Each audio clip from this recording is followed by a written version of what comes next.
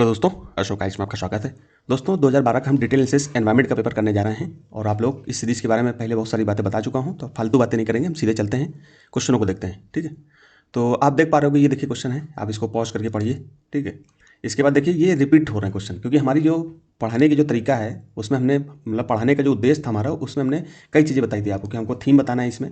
तो थीम आपकी रिपीट कैसे हो रही है देखो इसमें, ये देखिए राष्ट्रीय जैव विविधता प्राधिकरण, मतलब कोई एजेंसी पूछ रहा है, तो यहाँ पर भी देखिए एजेंसी से संबंधित ही मतलब प्रश्न ही पूछा गया है, लगभग मिलते जुलते। ठीक है, आप देख पा रहे होंगे जैव विविधता प्रबंधन समितियाँ। ठीक है, मतलब इस तरीके से कोई ना कोई अथॉरिटी आपसे पूछने का प्रयास कर रहा है। यहाँ पर देखिए राष्ट्रीय हरित न्याधिकरण अधिनियम एनजीटी के बारे में पूछ रहा है, तो आप एनजीटी के बारे में भी प्रश्न में देख लीजिए कि यहाँ पर थीम रिपीट हो रही है। पर्यावरण संरक्षण एजेंसी, मतलब एजेंसी पूछी जा रही है, मतलब कहीं ना कहीं एक बॉडी पूछने का प्रयास कर रहा था। हमने आपको बताया कि कई सारी बॉडी हम आपको पढ़ाएंगे आगे, और यूपीएससी बहुत बार यूपीएससी प्रश्न रिपीट करता है, आप खुद देख लीजिए। यहाँ पर मैं आपको दिखा रहा हूँ कि हम ऐसे ही नहीं कोई चीज़ लेकर के आ रहे हैं कि आपको कुछ भी पढ़ा दें समझा दें। यूपीएससी बार बार इनसे संबंधित प्रश्न पूछता है। देखिए यहाँ पर मैं कई सारे अभी हम लोग ये प्लान लेकर के आए हैं। अब देखिए प्रश्न को पढ़िए पहुँच करके। 91 जीवों के निम्नलिखित प्रकारों पर विचार कीजिए, चमगादड़, मधुमक्खी और पक्षी। अब देखिए इसी ऑप्शनों को उठा करके यूपीएससी प्रश्न बना देता है। आप देखिए यहाँ पर मैं आपको बता रहा हूँ कैसे यूपीएससी ने रिपीट किया।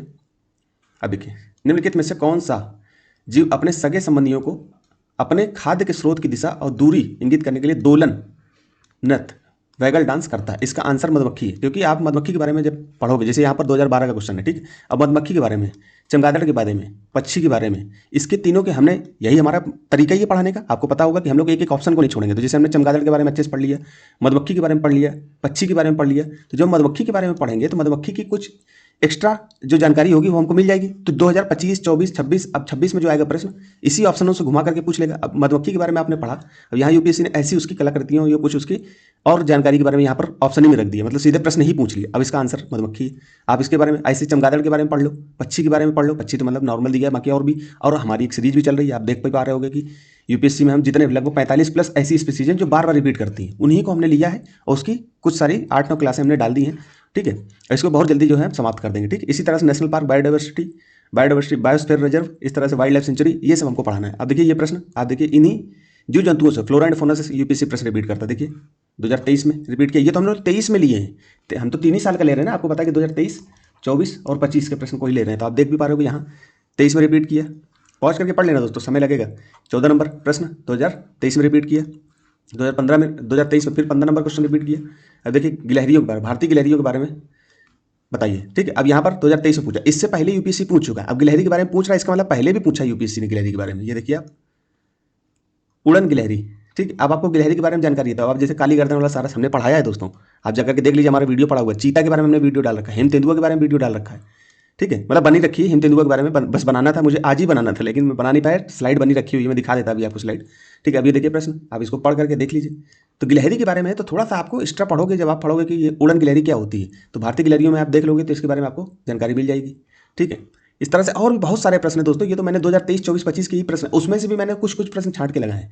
अभी तो मैंने 25, 24 के एक एक प्रश्न को देखने में दोस्तों बहुत समय लगता है, और क्योंकि हमें मेंटरशिप में भी बहुत ज़्यादा व्यस्तता रहती है, तो हम नहीं लगा पाते उस प्रश्नों को, तो आप परेशान मत होना। ठीक है, तो हम चलते सीधे, तो आपको पहले हम बता दें कि थोड़ा सा जानकारी कि हमको पढ़ाते क्या क्या है। तो इसमें हम आपको थीम बताते हैं। ज़्यादातर प्रश्न में कॉमन सेंस से ही कराने की कोशिश करता हूँ, क्योंकि आप सब कुछ नहीं पढ़ सकते दोस्तों। ठीक है, तो कॉमन सेंस टेक्निक का इस्तेमाल कैसे, कितने तरीके से, कितने अच्छे तरीके से करना है, जिससे कि यूपीएससी उस मतलब यूपीएससी किसी भी तरीके से प्रश्न बनाए, हमको 50 प्लस प्रश्न आराम से हम कर पाएँ। ठीक है, तो common sense plus basic knowledge तो दोस्तों होना ही चाहिए, नहीं तो फिर आपको दिक्कत हो जाएगी। क्योंकि मूलभूत किताबें जैसे एनसीईआरटी है, कुछ बुक्स ऐसी जैसे लक्ष्मीकांत सर की पुस्तक है, स्पेक्ट्रम है, स्पेक्ट्रम तो खैर मैं नहीं पढ़ने को बोलता हूँ आप लोगों को। ठीक है, इसके साथ साथ और भी बहुत सारी पुस्तकें हैं जिनको आपको पढ़ना होता है। ठीक, तो ये थीम हम बताते हैं, कॉमन सेंस टेक्निक बताते हैं, बेसिक नॉलेज आपको बताते हैं, एलिमिनेशन टेक्निक बताते हैं। ठीक, ये सब चीज़ें जो है आपको हम लोग बताते हैं। प्लस यूपीएससी के पैटर्न को भी समझना होता है, तो पैटर्न हम लोग बताते हैं, थीम बताते हैं। तो थीम तो आपको मैंने दिखा दी कि यूपीएससी कैसे रिपीट करता है, प्लस यूपीएससी के नेचर को भी बताते हैं। ठीक है, यूपीएससी, अब जैसे ये प्रश्न है, मान लो ये वाला प्रश्न है, अब यहाँ पर यूपीएससी कैसे पूछ रहा था, यहाँ पर कैसे पूछ रहा है, तो हल्का सा टफ की ओर बढ़ा है, मतलब थोड़ा सा विशेषज्ञता की ओर बढ़ा है, लेकिन इतना नहीं है कि हम लोग कर नहीं सकते इसके बारे में। तो चलते सीधे प्रश्नों को करते हैं, आप इसको पॉज करके पढ़िएगा। ये ए सीरीज 2012 का पेपर है। ठीक, 2012 का पेपर, आप उसकी नंबरिंग के अनुसार, हमने नंबरिंग इसीलिए वही की डाल दी जो यूपीएससी के पेपर में दी हुई है। ठीक, तो इसमें पढ़ते हैं, राष्ट्रीय जैव विविधता प्राधिकरण NBA, national biodiversity authority, Bharat में कृषि संरक्षण में किस प्रकार सहायक है। ठीक है, तो एनबीए जैव चोरी को रोकता है तथा देशी और परंपरागत आनुवंशिक संसाधनों का संरक्षण करता है। ठीक, अब देखिए, नॉर्मल पढ़ते रहेंगे तो इसके बारे में आराम से कर लोगे। फिर आगे बढ़ते हैं, देखते हैं। एनबीए कृषि पादपों के आनुवंशिक संशोधनों पर चल रहे वैज्ञानिक अनुसंधान को प्रत्यक्षता मॉनिटर करता है और इसका निरीक्षण करता है। अब आप थोड़ा सा यहाँ पर सतर्क हो जाना है, जिन्होंने बेसिक चीज़ें पढ़ी होंगी पकड़ लेगा वो। फिर एनबीए की अनुशंसा के बिना, जो ऊपर दिया हुआ है ना, राष्ट्रीय जैव विविधता प्राधिकरण के बिना, अनुशंसा मतलब उसकी सिफारिश के बिना आनुवंशिक या जैविक संसाधनों से संबंधित बौद्धिक संपदा अधिकार हेतु आवेदन नहीं किया जा सकता। अब हमें दूसरा और तीसरे के बारे में बिल्कुल नहीं पता, लेकिन एनबीए के बारे में थोड़ा सा पढ़ोगे। राष्ट्रीय है, जैव विविधता है और प्राधिकरण है। प्राधिकरण का काम क्या होता है? किसी चीज़ को देख रेख करना, किसी चीज़ की रोकथाम करना। जैव विविधता, मान लो हमारे यहाँ पेड़ पौधे जीव जंतु हैं, तो उनकी अगर देख रेख नहीं करेगा प्राधिकरण, तो इसीलिए तो बनाया जाता है। तो मान लो कि अब इस प्रश्न में दे रहा था, हम मान के चलते हैं कि ऐसा प्राधिकरण काम कर रहा है, ठीक। अब वो क्या करेगा? जैव चोरी, मान लो कि कोई चीज़, हमारे यहाँ नीम बहुत ज़्यादा फेमस है या पीपल बहुत ज़्यादा, उसमें कुछ ऐसे तत्व मिलते हैं जिसकी चोरी ना हो पाए, ठीक है। बायोपायरेसी पर रोक लगाना है, तो ये काम तो हम मान सकते हैं कि एक तो बिल्कुल सही होगा, ठीक है। कॉमन सेंस से देखें, बस ज़्यादा नहीं दिमाग लगाना है, ठीक है। कॉमन सेंस से केवल क्वेश्चन को छेड़ते हैं। तो एक सही है, तो एक के आधार पर या तो एक सही होगा, या तो सी सही होगा, या तो डी सही होगा, ठीक। बी को हमने बिल्कुल गलत मान लिया। ऐसे ही करना है, बिल्कुल शांत होकर के, ठीक है। फिर हम दूसरा देखते हैं कि एनबीए कृषि पादपों के आनुवंशिक संशोधन पर चल रहे वैज्ञानिक अनुसंधान को प्रत्यक्षता मॉनिटर करता है। पहली बात तो यहाँ देखो प्रत्यक्षता, कि एनबीए जा करके प्रत्यक्ष देखेगा क्या उसे? तो ऐसा तो कुछ हमें नहीं समझ में आ रहा। लेकिन इसके अलावा आपको पता होगा कि जो जीईएसी होती है, जेनेटिकल इंजीनियर अप्रेजल कमेटी, वो ज़्यादातर ऐसे मामलों को, जितने भी जेनेटिकल मॉडिफाइड चीज़ें होती हैं, जेनेटिकल रिसर्च होती है, उनको ज़्यादातर इसी से अनुशंसा होती है, यही मॉनिटरिंग करती है। आप देखते होगा कि चाहे सरसों हो, है ना, DH11 आपकी सरसों के बारे में आपने पढ़ा होगा, तो ये सब चीज़ें जो अप्रेजल कमेटी है यही देखती है, मॉनिटरिंग करती है, ठीक है। तो आपको ये चीज़ दो तो बिल्कुल गलत लग रहा होगा। एक को आपने सही माना, दो को गलत माना। दो को तो हम वैसे यहाँ पर भी गलत मान लिए, यहाँ पर भी गलत मान लिए। अब आप फंस गए। फंसे क्या कि एक यहाँ भी है और एक यहाँ भी है, ठीक है। तो हम मान के चलते हैं कि अब इनमें से कोई तो एक होगा, ठीक है। आप इसमें से अगर तुक्का भी मार दोगे तो 50% संभावना आपकी सही होने की बन जाएगी। फिर भी हम देखते हैं आराम से कि अब कौन सा होगा, या तो ए होगा या तो सी होगा। तो ए तो बिल्कुल सही है क्योंकि दोनों जगह है, ठीक है। तीन के बारे में हमको, तीन हमारा निर्धारित कर देगा कि क्या सही है। एनबीए की अनुशंसा के बिना आनुवंशिक या जैविक संसाधनों से संबंधित बौद्धिक संपदा अधिकार हेतु तो आवेदन नहीं किया जा सकता। अब आपको पता है कि ये जब संरक्षण कर रही है, देखने का काम कर रही है, तो सीधी सी बात है कि अगर मान लो कि अगर एनबीए है, ठीक है, नेशनल एजेंसी है, तो अगर वो ये परमिशन जब तक नहीं देगी तब तक आप बौद्धिक संपदा अधिकार जो आईपीआर होते हैं उस पर रिस्ट्रिक्शन लग सकता है। मतलब अगर ये संरक्षण, मतलब इसको अनुशंसा नहीं करेगी, आप मान, अगर इसके बारे में थोड़ा सा भी आपको जानकारी होगी तो आप इसको आराम से कर लोगे। थोड़ी सी भी जानकारी होगी तो आराम से कर लोगे। हालांकि इसकी जानकारी की बहुत ज़्यादा जरूरत भी नहीं है, लेकिन आप सिंपल पढ़ो कि अनुशंसा, एनबीए की अनुशंसा के बिना आनुवंशिक जैविक संसाधनों से संबंधित बौद्धिक संपदा अधिकार ये तो आवेदन नहीं किया जा सकता, ठीक है। तो इसके अनुसार मान लो कोई जनजाति क्षेत्र है, ठीक है, वहाँ पर कोई स्पेशल कोई स्पीसीज या कोई जड़ी बूटी उगती है, ठीक है। अब वहाँ पर मान लो कि अगर उसको आप अनुशंसा दे दिए तो पता चला कि अब जो है यहाँ से जड़ी बूटियाँ उठ करके अमेरिका जाने लगी, या किसी और देश में उत्पादन होने लगी, उससे दवा बनने लगी। अब पता चला यहाँ से जड़ी बूटी धीरे धीरे खत्म हो जाएगी। अब या तो इतनी ज़्यादा बनाने लगेंगे कि ये सारी जड़ी बूटियाँ बाहर चली जाएंगी, और जो जनजातीय क्षेत्र है वो अपने कुछ संरक्षण के लिए इनको रखता है अपने पास, वो भी खत्म हो जाएगी। तो कहीं ना कहीं राष्ट्रीय एजेंसी उसको संरक्षण जब तक, मतलब अपनी तरफ से परमिशन नहीं करेगी तब तक ऐसा नहीं होगा। कॉमन सेंस से सोचोगे तो तीन भी आपको बिल्कुल सही लग रहा होगा। ज़्यादा इसमें दिमाग नहीं लगाना दोस्तों, ठीक है। तो आपको सी ऑप्शन बिल्कुल सही समझ में आ जाएगा कि नहीं सी सही है, ठीक। वैसे भी आप तुक्का भी मार देते तब भी संभावना ज़्यादातर रहती है। अब कभी भी मैं एक आपको और सलाह देता हूँ कि कभी ऐसे मान लो कि आप काट करके चले आए, कि मतलब आपने बी को ऑप्शन को काटा और आपने दो ऑप्शन को काट करके चले आए। अब जितने ऑप्शन बचे हैं इसमें से जैसे सिंगल होता है, मेरे अनुभव से अभी तक मैंने जो क्वेश्चन किया इसमें दो ऑप्शन है, ठीक। तो जहाँ पर ज़्यादा ऑप्शन की संभावना उसको टिक मार देना। अगर आपको नहीं आता ये क्वेश्चन करने की ट्रिक है, इतने सालों में मैंने जो किया कई सारे प्रश्नों को, तो ज़्यादातर मामले में जैसे आप मान लो कि करते तुक्का मारोगे, मान लो इसमें मार दिया, इसमें मार दिया, तुक्का तो मारना ही है। जब तुक्का ही मारना है तो आप ज़्यादातर जिसमें ज़्यादा ऑप्शन की संभावना है उसको ज़्यादा मारने की सलाह मैं दूंगा, ठीक। तो इससे संबंधित यूपीएससी ने ये इस तरह के प्रश्न 2023 में बनाए, 24-25 में भी बनाए, लेकिन मैंने यहाँ पर लगाया नहीं कुछ प्रश्नों को, क्योंकि लगाने में क्या होता है कि मुझे पूरा पेपर मैंने डाउनलोड करके रखा, फिर एक एक प्रश्न को देखता हूँ, फिर उसको टाइप करवाता हूँ, स्कैन करवाता हूँ, फिर टाइप करता हूँ। इस तरह से चीज़ें चलती हैं। चलते हैं आगे। तो इसमें एक और तीन सही है, ठीक है। तो करते हैं। राष्ट्रीय जैव विविधता प्राधिकरण एनबीए का एक मुख्य कार्य जैव चोरी को रोकना और देश के स्वदेशी तथा पारंपरिक आनुवंशिक संसाधनों का संरक्षण करना। यह जैव संसाधनों के अवैध दोहन को नियंत्रित करता है, ठीक। कृषि पादपों के आनुवंशिक संशोधन जेनेटिकल मॉडिफाइड पर चल रहे वैज्ञानिक अनुसंधान की प्रत्यक्षता, निगरानी और निरीक्षण का कार्य एनबीए का नहीं, ठीक। एनबीए का नहीं। भारत में यह कार्य मुख्य रूप से जेनेटिक इंजीनियरिंग मूल्यांकन समिति, मतलब जीएएसी, ठीक, द्वारा किया जाता है, जो पर्यावरण, वन और जलवायु परिवर्तन मंत्रालय के तहत आती है। अब इतना आपने पढ़ लिया। अब यूपीएससी इसके बारे में बाद में फिर से बनाएगा क्वेश्चन। 2013, 15, 16, 17 में आपको पूछ लेगा कि जेनेटिकल इंजीनियरिंग मूल्यांकन समिति किस मंत्रालय के अंतर्गत आती है। तब यहाँ से आपने जानकारी ली। इसी तरह मैं तो केवल 2023 24 और 25 के ही प्रश्न लगा रहा हूँ दोस्तों, 3 ही साल के। अभी आपको पीछे के प्रश्न, अब ये अगले साल ऐसा कार्यक्रम चलाएंगे क्योंकि अभी तो हमारे पास समय कम है। अगले साल कुछ ऐसा कार्यक्रम चलाएंगे जिसमें हम, जैसे 2012 का करा रहे हैं पेपर, तो 2012 के बाद जितने भी 25 तक 26 तक प्रश्न आए सबको लगा दूंगा, जिससे क्या होगा कि आपको कई बार पेपर को देखना, पीवाईक्यू को देखना आसान हो जाएगा। ठीक है, तो चलते हैं। तीसरा भी सही है क्योंकि जैविक या जैव विविधता अधिनियम 2002 है, याद रखना इसको, कि धारा 6 याद करने की जरूरत नहीं के अनुसार भारत से प्राप्त जैविक संसाधनों या उनसे संबंधित ज्ञान पर आधारित किसी भी शोध के लिए बौद्धिक संपदा अधिकार है तो आवेदन करने से पहले एनबीए की पूर्व अनुमति या अनुशंसा अनिवार्य होती है। अब यही मैंने तो यहाँ पर कॉमन सेंस से बताया कि एनबीए की अनुशंसा के बिना आनुवांशिक या जैविक संसाधनों से संबंधित बौद्धिक संपदा अधिकार हेतु आवेदन नहीं किया जा सकता। जब तक आपको एनबीए अनुशंसा नहीं करेगी तब तक आपको ये चीज़, वहाँ पर आपको आईपीआर की अनुमति नहीं मिलेगी। मतलब वहाँ पर आईपीआर अगर किसी क्षेत्र को, किसी कंपनी को लेना है, किसी देश को लेना है, तो उससे पहले उसको एनबीए से अनुशंसा लेनी पड़ेगी। तो अनुशंसा वो कई सारे कारण होते हैं जिसमें से हमने एक कारण आपको अच्छे से मतलब बता दिए। ठीक है, फिर आगे चलते हैं। राष्ट्रीय जैव विविधता प्राधिकरण एनबीए के बारे में हम लोग देख लेते हैं कि एनबीए लाभ साझाकरण, access and benefit sharing, ABS, यह सुनिश्चित करता है कि जब भी कोई व्यावसायिक इकाई या व्यक्ति भारत के जैविक संसाधनों जैसे जड़ी बूटी, बीज या पारंपरिक ज्ञान का उपयोग करे तो उसका लाभ स्थानीय समुदाय तक पहुंचे। ठीक, इसीलिए इसका निर्माण किया गया एनबीए का, लाभ साझाकरण के संदर्भ में काम करता है। ठीक, इसके मुख्य बिंदु इस प्रकार हैं। उचित हिस्सा, ठीक, स्थानीय समुदायों को सशक्तिकरण, भाई जो अगर वो आईपीआर के थ्रू उनको कुछ लाभ मिलेगा, अगर कोई कंपनी खरीदेगी तो कुछ पैसा उनको देगी, तो इससे क्या होगा, स्थानीय समुदायों को सशक्तिकरण होगा, मजबूत करेंगे, आर्थिक पक्ष मजबूत होगा। अनुमति अनिवार्य होगी, विदेशी व्यक्तियों या संस्थाओं को किसी भी जैविक संसाधन का उपयोग करने के लिए एनबीए से अनुबंध करना पड़ता है। ठीक, सिर्फ पैसा ही नहीं। ठीक है, आगे हम चारों ऑप्शन के बारे में फिर से पढ़ते हैं। मैंने मोटी मोटी हेडिंग ऊपर की पढ़ दी। उचित हिस्सा, यदि कोई कंपनी किसी औषधीय पौधे से दवा बनाती है तो उसे अपनी कमाई का एक हिस्सा अक्सर रॉयल्टी के रूप में सरकार या उन स्थानीय लोगों को देना होता है जो उस पौधे के संरक्षक हैं। ठीक, स्थानीय समुदाय का सशक्तिकरण, यह पैसा जैव विविधता प्रबंधन समितियाँ, ठीक है, ये बीएमसी, इसी का प्रश्न यहाँ पर शायद पूछा गया है, जैव विविधता प्रबंधन समितियाँ, ये देखो। ठीक है, इसी तरह से प्रश्न पूछता है दोस्तों, ये पास हो जाता है, जिसका उपयोग गांवों में संरक्षण, शिक्षा और बुनियादी ढांचे के विकास के लिए किया जाता है। ठीक, जैव विविधता प्रबंधन समितियां जो होती हैं, ठीक, तो उनका क्या होगा, संरक्षण, गांवों का संरक्षण होगा, पैसा आएगा तो। ठीक है, शिक्षा मजबूत होगी, बुनियादी ढांचे जो जनजातीय क्षेत्र हैं वहाँ के बुनियादी ढांचे को विकास करने के लिए भी खर्च किया जाएगा। अनुमति अनिवार्य, विदेशी व्यक्तियों या संस्थाओं को किसी भी जैविक संसाधन का उपयोग करने के लिए एनबीए से अनुबंध करना पड़ता है जिसमें लाभ साझा करने की शर्तें पहले से तय होती हैं। ठीक, ये चीज़ याद रखना, विदेशी व्यक्तियों या संस्थाओं, ये याद रखना, कोई भी पहले ही हमको एनबीए से अनुबंध करना पड़ता है जिसमें लाभ साझा करने की शर्तें पहले से तय होती हैं।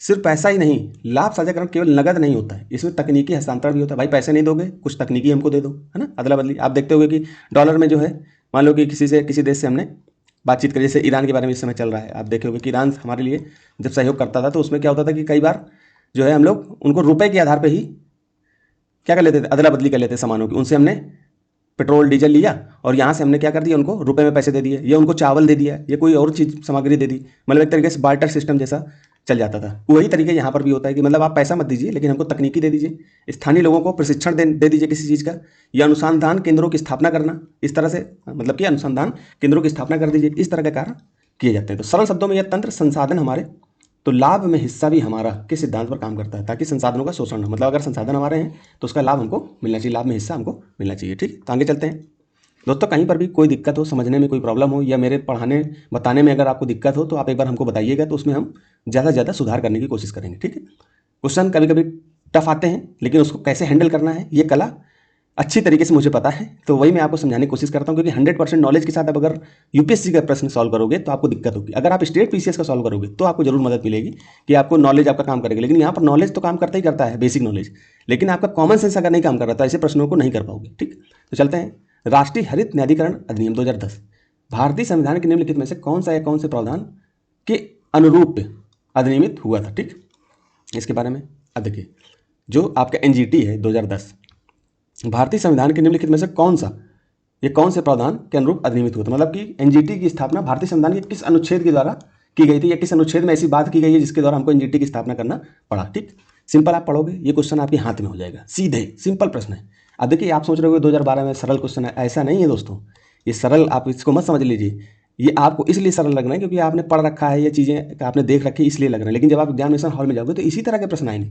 बस ये है कि जैसे यहाँ पर एलिमिनेशन मेथड थोड़ा सा ज़्यादा काम करता था, तुरंत जैसे एक ऑप्शन को काटा, मान लो 3 को काटा या 1 को काटा, सीधे आंसर आ गया, इस तरह से। ठीक है, लेकिन अब क्या है कि एलिमिनेशन को यूपी से थोड़ा सा अलग किए, लेकिन ऐसा नहीं कि किया नहीं जा सकता। 2023 में तो आपने देखा होगा, जैसे यहीं पर आपको मैं पैटर्न बता देता हूँ, यूपीएससी का थोड़ा सा नेचर बता देता हूँ। अब ऐसा प्रश्न है, सिंपल है। अब आपको ये ऑप्शन काट दो, ठीक। अब मैं ऑप्शन अपने हिसाब से रखता हूँ। एक ऑप्शन में ए में आपको केवल 1 लिख दिया, ठीक। बी ऑप्शन में केवल 2 लिख दिया, इसको हिंदी में लिख देते हैं ऐसे, केवल 1 इस तरह से लिखता है। फिर दूसरे में केवल 2, ठीक। फिर तीसरे में सी में केवल 3, ठीक है। इसी तरह से डी में आपको कोई नहीं, ये चारों। अब यहाँ पर 4 नहीं है तो कोई नहीं कर दो, ऊपर एक में से कोई नहीं। अब सवाल को करो, अभी तक जो कर रहे थे, अभी तक जो आप सोच रहे थे इस तरह के पैटर्न में, तब आपको ये सरल लग रहा था, थोड़ा सा लग रहा था कि हाँ एलिमिनेशन यहाँ पर काम कर रहा है। लेकिन कॉमन सेंस तो आप 2023 के पेपर के बाद भी लग रहा है। कॉमन सेंस कब खत्म हुआ? कॉमन सेंस 2011-12 में भी लगता था, उससे पहले भी लगता था, और आज भी लग रहा है। केवल एलिमिनेशन में ही तो थोड़ी प्रॉब्लम हुई, तो एलिमिनेशन यूपीएससी का इतना विरोध हुआ कि एलिमिनेशन फिर से वैसे देने लगा। अब 2025 का पेपर तो बहुत ही ज़्यादा सरल था पिछले की अपेक्षा, 2024 से 2023 की अपेक्षा। तो ऐसा नहीं कि दोस्तों किया नहीं जा सकता पेपर, बस थोड़ा सा आपको माइंड को एक्टिव रखना है, अच्छी नींद लेनी है, आराम से आपका पेपर हो जाएगा। तो ऐसे हमने इस पैटर्न को देखा।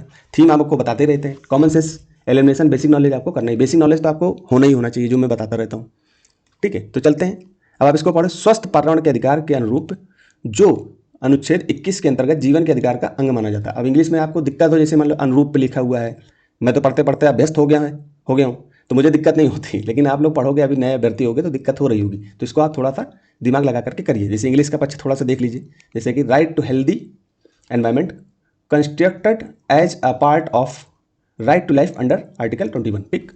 मतलब जो अनुच्छेद 21 है, आपको पता है स्वस्थ पर्यावरण के अधिकार के अनुरूप है, ठीक है।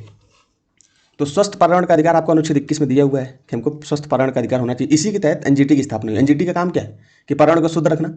अगर कोई पर्यावरण के नदियों को, जल को, पेड़ को नुकसान पहुंचाता है, तो जो एनजीटी है वो डायरेक्ट जो है सो मोटो एक्शन लेती है, स्वतः संज्ञान ले लेती है, इसको पावर दी गई है इस तरह की। तो पहला ऑप्शन तो बिल्कुल सही है, ठीक है। तो पहला जहाँ जहाँ है उसको सही मानो, ए सही होगा, सी सही होगा और डी सही होगा, बी बिल्कुल गलत। जैसे गलत हो तुरंत काटो, तुरंत आपकी संभावना 75% हो गई सही होने की, 25% आपने कम कर दी, कि 50% गलत होने की संभावना आपने कम कर दी। फिर अनुच्छेद 275(1) के अंतर्गत अनुसूचित जनजातियों के कल्याण हेतु अनुसूचित क्षेत्रों में प्रशासन का स्तर बढ़ाने के लिए प्रावधानित अनुदान का अनुरूप है। अब ये देखिए हिंदी में लिखता है तो थोड़ा से परेशान मत होना, क्योंकि उस समय ज़्यादा ही जटिल हिंदी देते थे। हालांकि आज भी है, लेकिन हम लोग अब कर कुछ नहीं सकते दोस्तों, इसके लिए लड़ तो सकते नहीं है ना। तो जो है इतना ही से ही हम लोग अपनी हार नहीं मानेंगे, मेहनत करेंगे तो आराम से इस चीज़ों से, ये छोटी मोटी चीज़ें हैं भाषा के स्तर पे, इंग्लिश को अपनी मजबूत करेंगे तो ऑटोमेटिक कर लेंगे, ठीक है। तो आप इसको इंग्लिश में भी देख लेना। तो क्या कह रहा है कि अनुसूचित क्षेत्रों में जो जनजाति हैं उनके कल्याण है तो अनुसूचित क्षेत्रों में प्रशासन का स्तर बढ़ाने के लिए प्रावधान करना, ठीक। अनुच्छेद 243 के अंतर्गत उल्लिखित ग्राम सभा की शक्तियों और कार्यों के अनुरूप निम्नलिखित कूटों के आधार पर सही उत्तर को चुनिए, ठीक। तो यहाँ पर क्या कह रहा है, ग्राम सभा की शक्तियों और कार्यों के अनुरूप। तो ग्राम, अब आपको सिंपल लग रहा होगा कि एनजीटी की कहीं पर बात डायरेक्ट की नहीं गई है, ठीक है। 2 में भी तुमको नहीं समझ में आ रहा होगा कि अनुसूचित क्षेत्रों में कुछ ऐसा है क्या, डायरेक्ट एनजीटी से लगभग नहीं समझ में आ रहा। तो 2 भी गलत, 3 भी गलत, ठीक। तो जहाँ 2 3 है, 3 के आधार पर काटो, मतलब 3 गलत है बिल्कुल, 3 काटा, यहाँ काटा, ये सही हो जाएगा, ठीक है। क्योंकि यहाँ पर कहीं पर, अब मान लो कि ऐसे अब आपको लग रहा होगा कि सर ने डायरेक्ट बोल दिया कि ये सही है कि गलत है, आप कैसे मान लें कि तीसरे, इसमें कॉमन सेंस तो लग नहीं रहा। लेकिन आपने पढ़ा तो होगा, अनुसूचित क्षेत्र, अनुसूचित जनजातियों के क्षेत्र कल्याण के लिए अनुसूचित क्षेत्रों के बारे में पढ़ा होगा, अनुसूची 5 पढ़ी होगी, आपको कहीं तो इसे जिक्र होगा। इतने दिन से पढ़ रहे हो, कहीं पर एनजीटी का जिक्र दिखाई दे रहा है, तो तुरंत आपको मान लेना कि ये तो नहीं हो सकता है। जब से आपने माना कि 2 नहीं हो सकता, तो 2 को जैसे काटा, बी कटा, डी कटा, अब आपका 2 में फंस गए, या तो सी होगा या तो ए होगा। अब यहाँ पर भी देखिए कि ग्राम सभा की शक्तियों और कार्यों के अनुरूप, तो ग्राम सभा को कैसी, कुछ ऐसा समझ में आ रहा है कि एनजीटी के बारे में कुछ ऐसी बातें की गई है, तो 3 भी गलत, ए सही हो जाएगा, ठीक है। तो इस तरह से ये देखिए, इस तरह के क्वेश्चन पूछे जाते हैं। तो आगे चलते हैं, ये मैंने पहले दिखा दिया था आपको कि इस तरह से 2024 में भी प्रश्न पूछा गया। इसी तरह से पूछता है कि पर्यावरण संरक्षण एजेंसी के अनुसार निम्नलिखित में से कौन सा सल्फर डाइऑक्साइड उत्सर्जनों का सबसे बड़ा स्रोत है, ठीक है। तो ये एनजीटी यहाँ पूछा, यहाँ पर पर्यावरण संरक्षण एजेंसी पूछ लिया, मतलब कि उसकी बॉडी पूछ ली, निकाय पूछ लिया, ठीक है। तो राष्ट्रीय हरित प्राधिकरण, अब थोड़ा सा इसके विस्तार, एक ऑप्शन सही है दोस्तों, देख लो। राष्ट्रीय हरित प्राधिकरण अधिनियम 2010 मुख्य रूप से अनुच्छेद 21 के तहत जीवन के अधिकार के एक हिस्से के रूप में स्वस्थ पर्यावरण के अधिकार को लागू करने के लिए अधिनियमित किया गया था, ठीक। आपको पता है अनुच्छेद 21 के तहत किया गया था, तो पहला ऑप्शन तो बिल्कुल सही होगा। भारत के सर्वोच्च न्यायालय सुप्रीम कोर्ट ने कई निर्णयों में यह स्पष्ट किया कि अनुच्छेद 21 जीवन और व्यक्तिगत स्वतंत्रता का संरक्षण में प्रदूषण मुक्त और स्वस्थ पर्यावरण का अधिकार शामिल है। एनजीटी अधिनियम की प्रस्तावना में भी स्पष्ट रूप से इसका उल्लेख है। अनुच्छेद 21 के अनुरूप है। ठीक है, तो अनुच्छेद 21 में आप पढ़ते होंगे कि अनुच्छेद 21 में जो है पर्यावरण, स्वस्थ पर्यावरण का अधिकार, फिर राइट टू प्राइवेसी, ठीक है, राइट टू लाइफ, इस तरह से आपने कई सारी चीज़ें उसमें पढ़ी होंगी।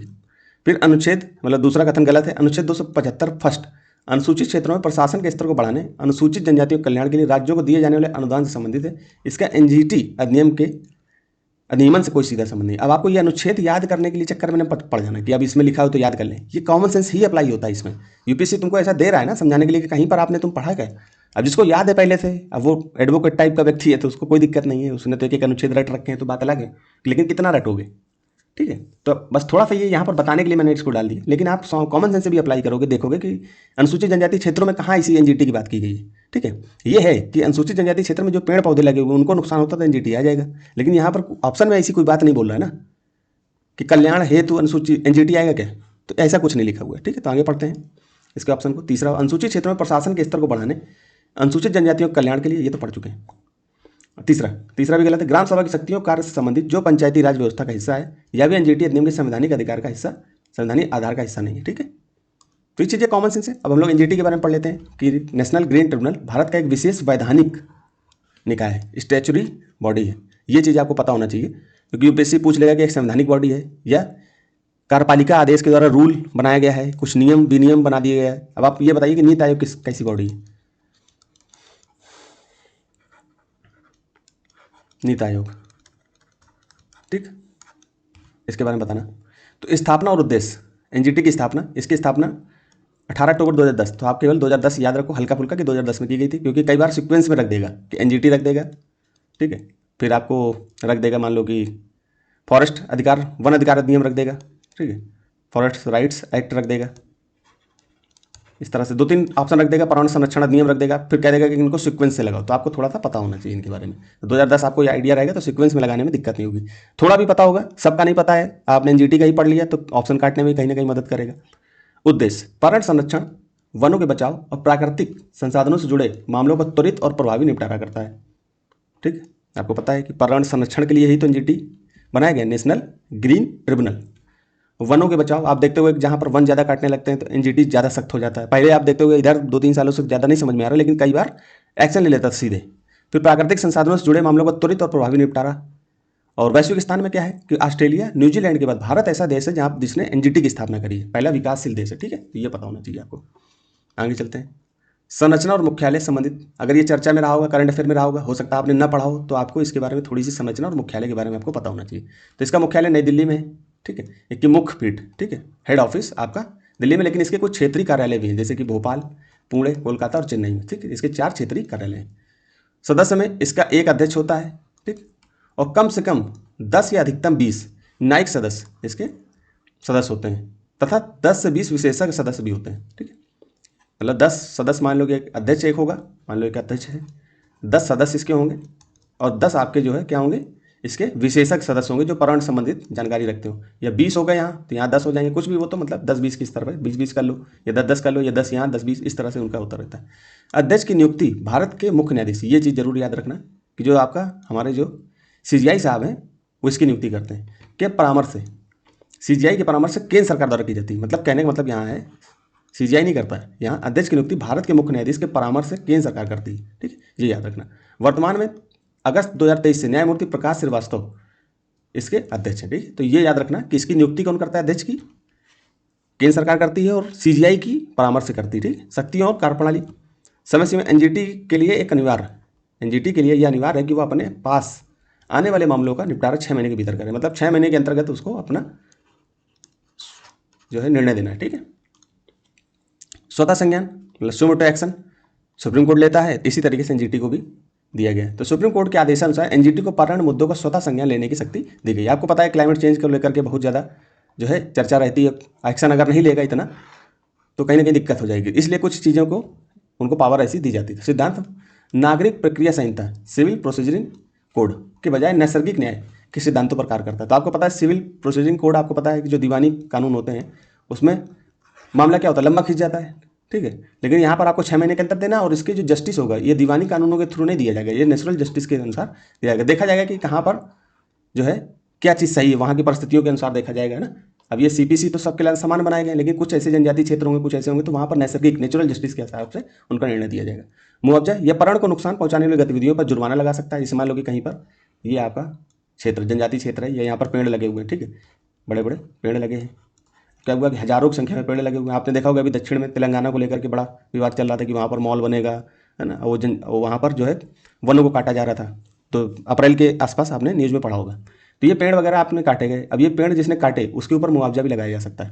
तो प्रभावित लोगों को मुआवजा प्रदान किया जाए। अब यहाँ पर जो जनजातीय क्षेत्र रहते हैं, जो यहाँ पर अपने जीवन यापन इन्हीं जनजातीय क्षेत्रों में, इन्हीं क्षेत्रों में जो वन अधिकार हैं उनसे करते थे, वनों से करते थे, है ना, जंगलों में और भी चीज़ें, औषधियाँ, जड़ी बूटियाँ मिलती थी, उनसे उनका उपयोग होता था। तो अब यहाँ पर जो लोग रहते हैं उनको तो नुकसान हो जाएगा। तो इसलिए मुआवजा का भी लगाने, मुआवजा मतलब लगाने का अधिकार भी एनजीटी के पास होता है। तो आपको ये थोड़ा सा याद रखना। न्यूज़ पढ़ते होगे तो ये सब चीज़ें आपको मिलेंगी। क्षेत्राधिकार जिन कानूनों पर सुनवाई कर सकता है, मतलब जिन कानूनों पर सुनवाई कर सकता है, कौन? एनजीटी। एनजीटी 7 प्रमुख पर्यावरण कानूनों के तहत नागरिक मामलों की सुनवाई करता है। एक तो जल प्रदूषण निवारण और नियंत्रण अधिनियम 1974, ये याद रखना। फिर जल प्रदूषण निवारण और नियंत्रण उपकर अधिनियम 1970, और वन संरक्षण अधिनियम 1980, वायु प्रदूषण अधिनियम, वायु प्रदूषण निवारण अधिनियम या नियंत्रण अधिनियम 1981, पर्यावरण संरक्षण अधिनियम 1986। सीक्वेंस भी दोस्तों याद रखना, हमने उसी हिसाब से इसको रखा हुआ है। सार्वजनिक देयता बीमा अधिनियम 1991, जैविक विविधता अधिनियम 2002। तो ये याद रखना। अब यहाँ पर एक चीज़ नहीं है, ये याद रखना, यूपीसीसी को रख देगा।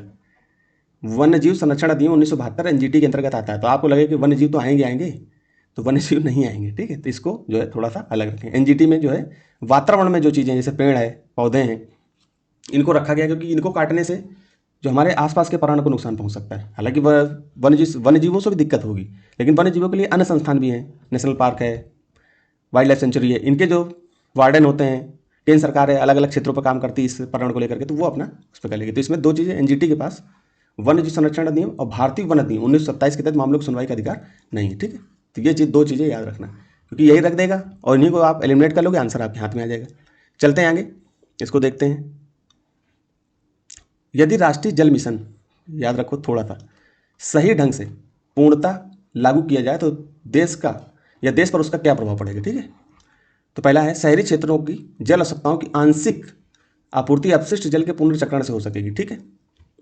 आपको थोड़ा भी लग रहा होगा कि जल मिशन का उद्देश्य क्या होगा। जल है और मिशन बनाया जा रहा है, उसका उद्देश्य बनाया जा रहा है, इसका मतलब शहरों में जो जल, लोगों के पास सही स्वच्छ जल नहीं मिल पाता है, ठीक है, आपूर्ति ठीक से नहीं हो पाती है।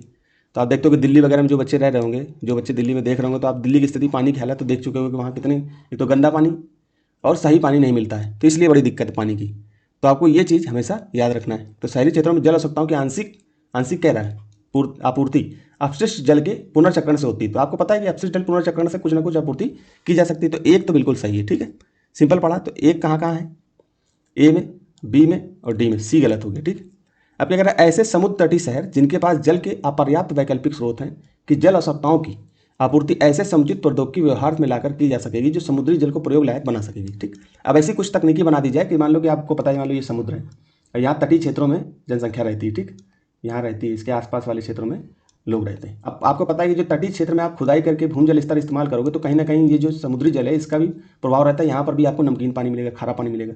तो बड़ी जो तटीय क्षेत्र है उसमें बड़ी दिक्कत होती है। तो उसमें कहीं ना कहीं जल मिशन का उद्देश्य, कॉमन सेंस से सोचो कि जल मिशन अगर है ऐसा, तो कहीं ना कहीं कुछ ऐसी तकनीक का इस्तेमाल कर लिया जाए कि ये खारे पानी को हम कहीं ना कहीं मीठा पानी बना दें, कुछ ऐसा बना दें कि हमारे यूज के लिए हो जाए। तो आपने देखा इजराइल में ऐसी तकनीकी आरओ जैसी मशीन लाई गई जो समुद्री पानी को मीठा पानी बना देगी, लेकिन वो काफ़ी तकनीकी जो है, पैसा बहुत लगता है इसी तकनीकी में। तो ये चीज़ तो बिल्कुल आपको सही लग रही होगी, ये भी बात बिल्कुल सही है कि मतलब ऐसे समुद्र तटीय शहर जिनके पास जल के अपर्याप्त, मतलब पर्याप्त वैकल्पिक स्रोत नहीं है, मतलब अपर्याप्त हैं, कि जल आवश्यकताओं की आपूर्ति ऐसे समुचित प्रौद्योगिकी, ऐसे टेक्नोलॉजी व्यवहार में लाकर की जा सकेगी जो समुद्री जल को प्रयोग लायक बना दे, ये बना सकेगी, ठीक है। तो दो भी आपको सही लग रहा होगा। तीसरा पढ़ते हैं, हिमालय से उगमती सभी नदियाँ, एक तो देखो यहाँ सभी नदियों को बोल रहा है, प्रायद्वीपीय भारत की नदियों से जोड़ दी जाएंगी। अब जल मिशन के द्वारा, ये तो नदी जोड़ो परियोजना की एक है ना परियोजना, तीन तो गलत होगी। आप सिंपल सोच रहे हो कि ये जो तीसरा है, नदी जोड़ो परियोजना के द्वारा ऐसा किया जा सके कि जो हिमालय नदियाँ होती हैं सदावाहिनी होती हैं, और दक्षिण भारत में कुछ आपकी नदियाँ, प्रायद्वीपीय नदियाँ जो सदावाहिनी नहीं होती, तो कुछ ऐसा कर दिया जाए कि उनको भी साल भर जल मिल जाए। तो उसको, तो उसका प्रोग्राम तो अलग चलाया गया था नदी जोड़ो परियोजना। तीन तो बिल्कुल गलत हो गया ना, तीन आपका यहाँ भी है, तीन यहाँ भी है, और हमने एक और दो को बिल्कुल सही माना था, तो बी बिल्कुल सही हो जाएगा। फिर भी चार पढ़ने की जरूरत नहीं है, परीक्षा में आप सीधे पढ़ के निकल लो, लेकिन हम लोग यहाँ चौथे ऑप्शन को भी पढ़ेंगे। सरकार कृषकों द्वारा भौम जल, जो भूमि से निकाला जाता है, निकालने के लिए बोरिंग से खोदे गए कुएं और उन पर लगाई गई मोटर और पंप सेट पर वहन किए गए व्यय की पूरी तरह से प्रतिपूर्ति करेगी। तो पूरी तरह से ऐसी बात कर रहा है ना, कि मतलब आप खुदाई करेंगे, भौमजल स्तर निकालेंगे तो उसकी जो लागत आएगी, मोटर पंप की हो या पंप सेट की हो, इसकी पूरी जो है प्रतिपूर्ति कौन करेगी? सरकार करेगी। तो ऐसा तो आपको लग रहा होगा कि थोड़ा सा तो ये ज़्यादा एक्सट्रीम जो है बात कर रहा है। अब प्लस वैसे भी राष्ट्रीय जल मिशन का इससे क्या मतलब है? जल मिशन का मतलब क्या होता है कि जो जल है उसका उचित ढंग से उपयोग हो। और यहाँ पर तो आप मोटर पंप सेट लगा करके करोगे ऐसा जो है, तो कहीं ना कहीं दिक्कत होगी। तो ये प्रश्न में ही आपको आंसर यूपीएससी देने का प्रयास कर, बस आपको सही ढंग से सही टाइम लगा करके ध्यान दे करके पढ़ोगे तो ये प्रश्न आपके आराम से हो जाएंगे। तो देखते हैं यहाँ पर बी ऑप्शन आपका 1 और 2 सही है। तो राष्ट्रीय जल मिशन का मुख्य उद्देश्य और प्रभाव, उसके विश्लेषण इस प्रकार देख लेते हैं। तो अपशिष्ट जल का पुनर्चक्रण, इस मिशन का एक प्रमुख लक्ष्य अपशिष्ट जल का पुनर्चक्रण करना है, ताकि शहरी क्षेत्रों की जल आवश्यकताओं का एक बड़ा हिस्सा विशेषकर औद्योगिक और पेयजल कार्यों के लिए इसके माध्यम से पूरा किया जा सके। ठीक है। समुद्री जल का उपयोग, मिशन के तहत तटीय क्षेत्रों में समुद्री जल को अवलवणीकरण, लवणीकरण क्या होता है? नमकीन पानी, लवण पानी। लवणी पानी कैसा होता है? ये आपका लवड़ी पानी जो होता है वो आपका नमकीन होता है। अलवड़ी मतलब जो हम लोग पीते हैं। तकनीक के माध्यम से उपयोग योग बनाने पर जोर दिया गया है। थोड़ा सा दिखता नहीं होगा दोस्तों, ऊपर लिख जाता है तो, लेकिन समझ जाना मैं बोल तो रही हूँ। ताकि जल संकट वाले तटीय शहरों की मदद की जा सके। नदियों को जोड़ना, हिमालय प्रायद्वीपीय नदियों को जोड़ने की योजना राष्ट्रीय परिप्रेक्ष्य योजना नेशनल पर्सपेक्टिव प्लान का हिस्सा है, ना कि विशेष रूप से राष्ट्रीय जल मिशन का। मतलब एक तरीके से नदी जोड़ो परियोजना की बात की गई। ठीक है, आगे देखते हैं। व्यय और प्रतिपूर्ति, सरकार किसानों द्वारा बोरवेल या पंपसेट पर किए गए खर्च की पूरी तरह प्रतिपूर्ति नहीं करती, बल्कि मिशन का ध्यान जल संरक्षण, दक्षता बढ़ाने और सब्सिडी के बजाय जल के विवेकपूर्ण उपयोग पर करती है। अब आपने कहीं पर भी कोई भी जो है किसान जो है भौम जल स्तर को अविवेकपूर्ण तरीके से खर्च करता है तो उस पर कार्रवाई होनी चाहिए, रोकना चाहिए कि आप जो है इस तरह से मत करिए, है ना। तो वो चीज़ आपके ऑप्शन में समझ में आ जाती पढ़ते समय। थोड़ा सा कॉन्सेप्चुअल सवाल थे उस समय के, अब थोड़ा सा फैक्चुअल भी दे देता, लेकिन ऐसा नहीं कि बिल्कुल ही प्रश्न ऐसे दे देगा जो दिक्कत करेंगे। आप आराम से ऐसे प्रश्नों को थोड़ा सा माइंड को शांत रखोगे तो आराम से आपके प्रश्न 50+ क्वेश्चन ऐसे यूपीएससी देगा जिनको आराम से आप कर सकते हो। तो ठीक है, परेशान नहीं होना है। तो राष्ट्रीय जल मिशन के बारे में पढ़ लेते हैं। राष्ट्रीय जल मिशन, नेशनल वाटर मिशन, वर्तमान में सक्रिय रूप से मतलब अभी भी चल रहा है। यह भारत सरकार की जलवायु परिवर्तन पर राष्ट्रीय योजना NAPCC national action plan of climate change के तहत 8 प्रमुख मिशनों में से एक है। ठीक है, वर्तमान में इसकी स्थिति और चल रहे प्रमुख कार्यक्रम इस प्रकार है। तो नीचे कार्यक्रम इसके देख लेते हैं। सक्रिय अभियान, मिशन का सबसे प्रमुख वर्तमान अभियान जल शक्ति अभियान है, आपको पता है। कैच द रेन प्रोग्राम आपको पता है ये चल रहा है। वर्ष 2024 के लिए इसकी थीम नारी शक्ति से जल शक्ति रखी गई है। तो ये याद रखना, यूपीएससी एक कथन के रूप में रख सकता है कि जो जल शक्ति अभियान है जो चलाया जा रहा है उसका जो थीम क्या है 2024 की। ठीक है, समय सीमा और विस्तार, इस मिशन के अंतर्गत आने वाले जल जीवन मिशन के लक्ष्यों को अब 2028 तक के लिए बढ़ा दिया गया है, ताकि 100% ग्रामीण घरों तक नल से जल पहुंचाया जा सके। तो नल से जल प्रोग्राम आपका चल रहा है, देख रहे होगे। तो जो ग्रामीण क्षेत्र के कुछ चीज़ें ऐसी होंगी जो कॉमन होती है दोस्तों, उसको आप देखते समझते हो। जैसे मान लो गाँव में घूम रहे हो तो पकड़ लिया कि ये क्यों चल रही है, आपने पढ़ा और दिमाग लगाया तो क्वेश्चन आपके हो जाएंगे। फिर वर्तमान लक्ष्य, मिशन वर्तमान में जल उपयोग दक्षता को 20% तक बढ़ाने, डेटाबेस बनाने और जलवायु परिवर्तन के जल संसाधनों पर प्रभाव का आकलन करने पर केंद्रित है। ठीक है, प्रगति, नवीनतम आंकड़ों के अनुसार देश के लगभग 81% से अधिक ग्रामीण घरों में जल के पानी का कनेक्शन पहुंचाया जा चुका है। ठीक है, आंकड़े याद करने की जरूरत नहीं कि कितने % को कहाँ पहुंचाया गया है, लेकिन ये है कि आपको लगभग ये याद रखना है कि नवीनतम आंकड़े मतलब अक्टूबर 2025 तक के अनुसार लगभग 81% से अधिक ग्रामीण घरों में नल के पानी का कनेक्शन पहुंचाया जा चुका है। तो 80% के आसपास याद रखना कि 80% के आसपास पहुंचाया जा चुका है, 20% और रह गया। ठीक है, पुरस्कार, मिशन के तहत जल संरक्षण में उत्कृष्ट कार्य करने वाले राज्यों और निकायों को प्रोत्साहित करने के लिए राष्ट्रीय जल पुरस्कार भी दिए जाते हैं। हाल ही में 6वें राष्ट्रीय जल पुरस्कार 2024 की घोषणा की गई, जिसमें महाराष्ट्र को सर्वश्रेष्ठ राज्य चुना गया। ठीक है, तो इसका मतलब महाराष्ट्र इस मिशन को लागू करने का बहुत अच्छे से काम कर रहा है, तो प्रशंसनीय है और राज्यों को भी करना चाहिए। तो ऐसे पुरस्कारों की जब घोषणा की जाती है तो कहीं ना कहीं राज्यों को प्रोत्साहित करने का ही प्रोग्राम चलता है, जिससे अन्य राज्य भी प्रोत्साहित होकर के ऐसा कार्य करें। फिर भारत सरकार जलवायु परिवर्तन पर राष्ट्रीय कार्यक्रम NAPCC national action plan climate change, जिसे जून 2008 कुल मिला के 2008 में स्टार्ट किया गया था, लॉन्च किया गया था। इसके तहत 8 राष्ट्रीय मिशन है। NPCC के अंतर्गत 8 राष्ट्रीय मिशन है, जिसमें राष्ट्रीय सौर मिशन, ये याद रखना, सौर ऊर्जा की क्षमता बढ़ाने और इसे अन्य जीवाश्म ईंधनों के साथ प्रतिस्पर्धी बनाने के लिए ये योजना स्टार्ट की गई कि मतलब जो जीवाश्म ईंधन हम यूज करते हैं उसकी जगह पर हम बिजली उत्पादन में या अन्य तरीके से राष्ट्रीय सौर मिशन को इतना बढ़ावा दे दें कि हम कहीं ना कहीं बिजली का बिजली उत्पादन की जगह हम सौर ऊर्जा से बिजली उत्पादन करने लगे। ठीक है। ऊर्जा दक्षता बढ़ाने के लिए राष्ट्रीय मिशन, उद्योगों और अन्य क्षेत्रों में ऊर्जा के कुशल उपयोग को बढ़ावा देना। ठीक, तो ऊर्जा की दक्षता को बढ़ाने के लिए राष्ट्रीय मिशन भी हमारा लॉन्च किया गया है। ठीक है, जैसे राष्ट्रीय सोलर मिशन है, इसी तरह से एक दूसरा national mission for enhanced energy efficiency. फिर आगे देखते हैं, सतत आवास पर राष्ट्रीय मिशन, जो इंपॉर्टेंट है उसको मैंने रेड से कर दिया है। ठीक है, तो सतत विकास पर राष्ट्रीय mission, national mission on sustainable habitat, शहरों में ऊर्जा पर दक्षता, अपशिष्ट प्रबंधन और सार्वजनिक परिवहन को बेहतर बनाना है। राष्ट्रीय जल मिशन, जल संरक्षण, अपव्यय को कम करना और जल उपयोग दक्षता को 20% तक बढ़ाना है। तो जल जीवन मिशन का उद्देश्य ये है। हिमालय पारिस्थितिकी तंत्र के संरक्षण हेतु राष्ट्रीय mission, national mission for sustaining the Himalaya ecosystem, तो हिमालय ग्लेशियरों और वहाँ की जैव विविधता की रक्षा के लिए आपको हिमालय पारिस्थितिकी तंत्र संरक्षण के लिए राष्ट्रीय मिशन स्टार्ट किए। बाकी नीचे और भी दिए हैं, जैसे हरित भारत के लिए राष्ट्रीय मिशन, इसको आप पढ़ सकते हो। सतत कृषि के लिए राष्ट्रीय मिशन, ये पॉज करके आप इसको देख लेना। जलवायु परिवर्तन के लिए रणनीतिक ज्ञान का राष्ट्रीय मिशन। ठीक है, ये आप पॉज करके देख लेना, क्योंकि अब हर चीज़ लाइन टू लाइन पढ़ना आपको लगता होगा कि इसमें क्या जो है पढ़ने की ज़रूरत है, तो इसको जो है हर चीज़ लाइन बाय लाइन पढ़ने की सही नहीं है। आप लोग पॉज करके इसको खुद भी देख लेना, जो इंपॉर्टेंट है उसको पढ़ करके मैं एक्सप्लेन कर ही देता हूँ, समझा ही देता हूँ। फिर आगे चलते हैं, जीव भार गैसीकरण को भारत में ऊर्जा संकट के धारणीय सस्टेनेबल हलों में से एक समझा जाता है। इस संदर्भ में निम्नलिखित में से कौन सा कथन सही है? अब आप इसको पॉज करके सॉल्व करके इसका आंसर दीजिए कमेंट में। आप लोग कमेंट में आंसर नहीं देते दोस्तों, और इतना अच्छा प्रोग्राम चलाया जा रहा है, ये सब चीज़ें आपको बेसिक चीज़ें बताई जा रही हैं, और इसका फायदा आपको 2026 के एग्जाम में दिखाई देगा, जब मैं इसको लेकर के आऊँगा कि मैंने जो चीज़ें इसके एक्सप्लेन में पढ़ाई उससे संबंधित यूपीएससी ने प्रश्न पूछा। फिर आप इसको देखोगे, फिर अगले साल आप इसी को देखोगे। तो हालांकि इसी साल मेहनत कर लो, क्यों अगले साल का मौका दो। ठीक है,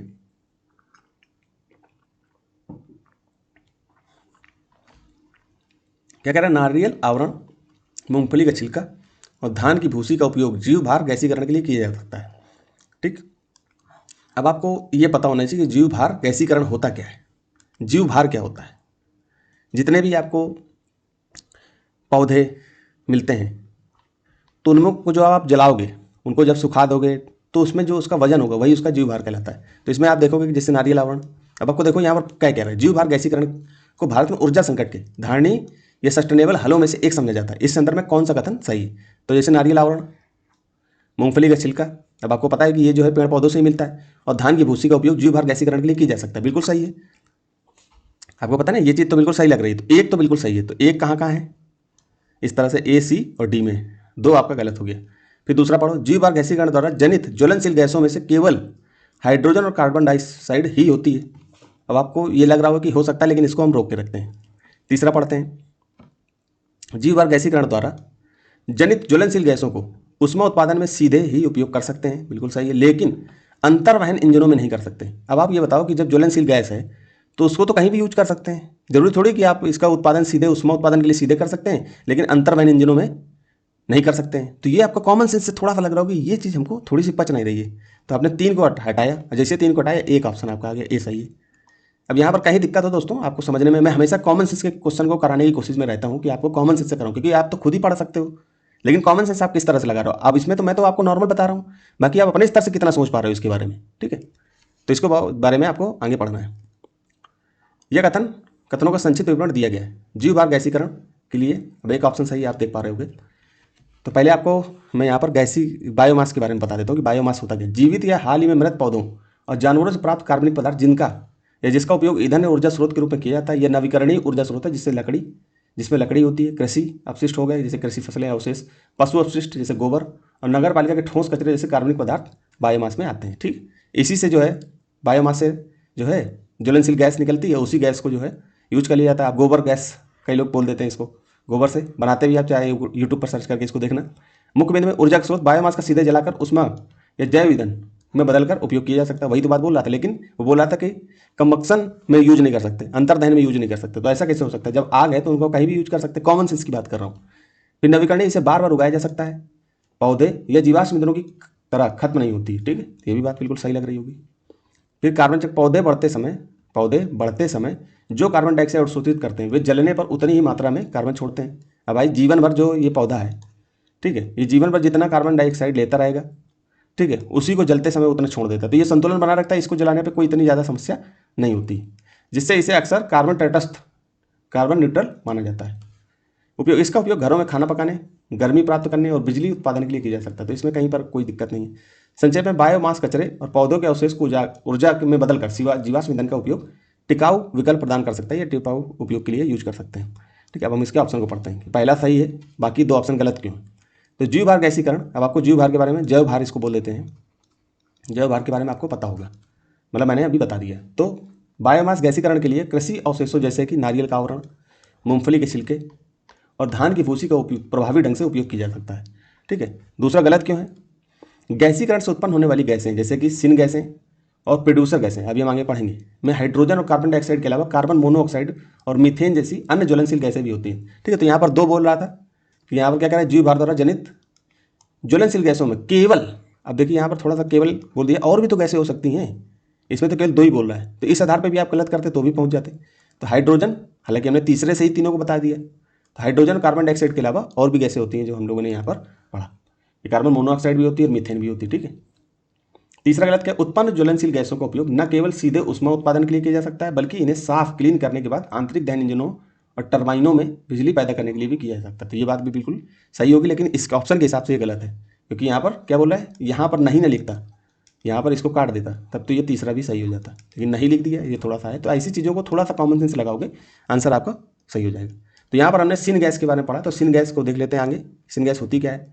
सिन गैस के बारे में, सिन गैस वास्तव में रंगहीन कलरलेस होती है, क्योंकि यह मुख्य रूप से हाइड्रोजन और कार्बन मोनोऑक्साइड और कुछ मात्रा में कार्बन डाइऑक्साइड का मिश्रण है, इसलिए हवा की तरह पारदर्शी दिखती है। इसकी अपनी कोई खास गंध नहीं होती। ठीक है, इसकी गंध नहीं होती है। ठीक है, हालांकि जब इसे जलाया जाता है तो यह नीली लौ ब्लू फ्लेम के तहत, ब्लू फ्लेम के साथ जलती है, जो इसके स्वच्छ ईंधन होने की पहचान है। ठीक है, तो ब्लू अगर जलती है तो ये कहीं ना कहीं स्वच्छ ईंधन की पहचान है। औद्योगिक प्रक्रियाओं में इसके साथ मिली अशुद्धियों के कारण कभी कभी हल्का धुंधलापन दिख सकता है, लेकिन शुद्ध रूप से यह पूरी तरह अदृश्य होती है। ठीक है, तो इसमें कुछ अशुद्धियाँ जब होती हैं, जब सिन गैस को जलाया जाता है, ठीक है, यहाँ पर देख रहे होगे, जब जलाएंगे तो इसमें कुछ अशुद्धियाँ होंगी, तो वो बाहर निकल करके कुछ धुंधलापन आपको दिखाई देंगे, हालांकि ये शुद्ध मतलब अदृश्य टाइप की गैस होती है। ठीक है, शुद्ध रूप से यह पूरी तरह से दिखती नहीं है। ठीक है, आगे देख लेते हैं। गैसीकरण क्या होता है। गैसीफिकेशन यह एक ऐसी तकनीकी प्रक्रिया है जो कार्बन आधारित ठोस पदार्थों जैसे कोयला, लकड़ी या कृषि अवशेष को एक ज्वलनशील गैस मिश्रण में बदल दिया जाता है। ठीक, गैसीकरण यही होगा, गैस में बदल देना गैसीकरण। इस प्रक्रिया की मुख्य बातें नीचे दी गई हैं, तो प्रक्रिया इसकी देख लेते हैं। गैसीकरण, इसमें कच्चे माल को बहुत उच्च तापमान, लगभग जो आप 700 डिग्री सेल्सियस से अधिक के तापमान पर गर्म किया जाता है। यह काम ऑक्सीजन या भाप की नियंत्रित मात्रा में किया जाता है, ताकि पदार्थ पूरी तरह से जले नहीं बल्कि गैस में बदल जाए, है ना। अगर जला दोगे तो फिर गैस में तब्दील नहीं होगा पूरी तरह से, तो इसको पूरी ये ध्यान रखा जाता है कि नियंत्रित मात्रा में ऑक्सीजन का नियंत्रित मात्रा उसको दी जाए। अगर ज़्यादा दे दी गई तो फिर पूरी तरह से जली जाएगा। तो उत्पाद सिन गैस, इस प्रक्रिया से जो गैस बनती है उसे सिन गैस कहते हैं। तो इस प्रक्रिया में जो गैस बनती है उसको हम सिन गैस कहते हैं। ये पूरी प्रक्रिया हम लोगों ने ऊपर पढ़ी, इस प्रक्रिया में जो गैस बनेगी उसको सिन गैस कहते हैं। उत्पादक गैस प्रोड्यूसर गैस कहते हैं, जो मुख्य रूप से हाइड्रोजन और कार्बन मोनोऑक्साइड का मिश्रण होती है, जिसमें थोड़ी मात्रा में कार्बन डाइऑक्साइड और मीथेन भी होती है। वही चीज़ बोल रहा था। उपयोग, इसका उपयोग बिजली पैदा करने के लिए किया जाता है। इसे सीधे बर्नर में जलाकर उष्मा या हीट प्राप्त की जा सकती है। सिन गैस का उपयोग उर्वर और विभिन्न रसायनों जैसे मेथनॉल के निर्माण में भी किया जा सकता है। ठीक है, दहन में कंबक्शन के दहन से अंतर मतलब साधारण जलने में पदार्थ अतिरिक्त ऑक्सीजन के साथ पूरी तरह जलकर धुआं और गर्मी पैदा करता है, जबकि गैसीकरण में सीमित ऑक्सीजन के कारण पदार्थ गैस में रूपांतरित होता है, जो बाद में ईंधन की तरह इस्तेमाल की जा सकती है। ठीक है, तो गैसीकरण ईंधन के रूप में इस्तेमाल की जा सकती है। आगे चलते हैं।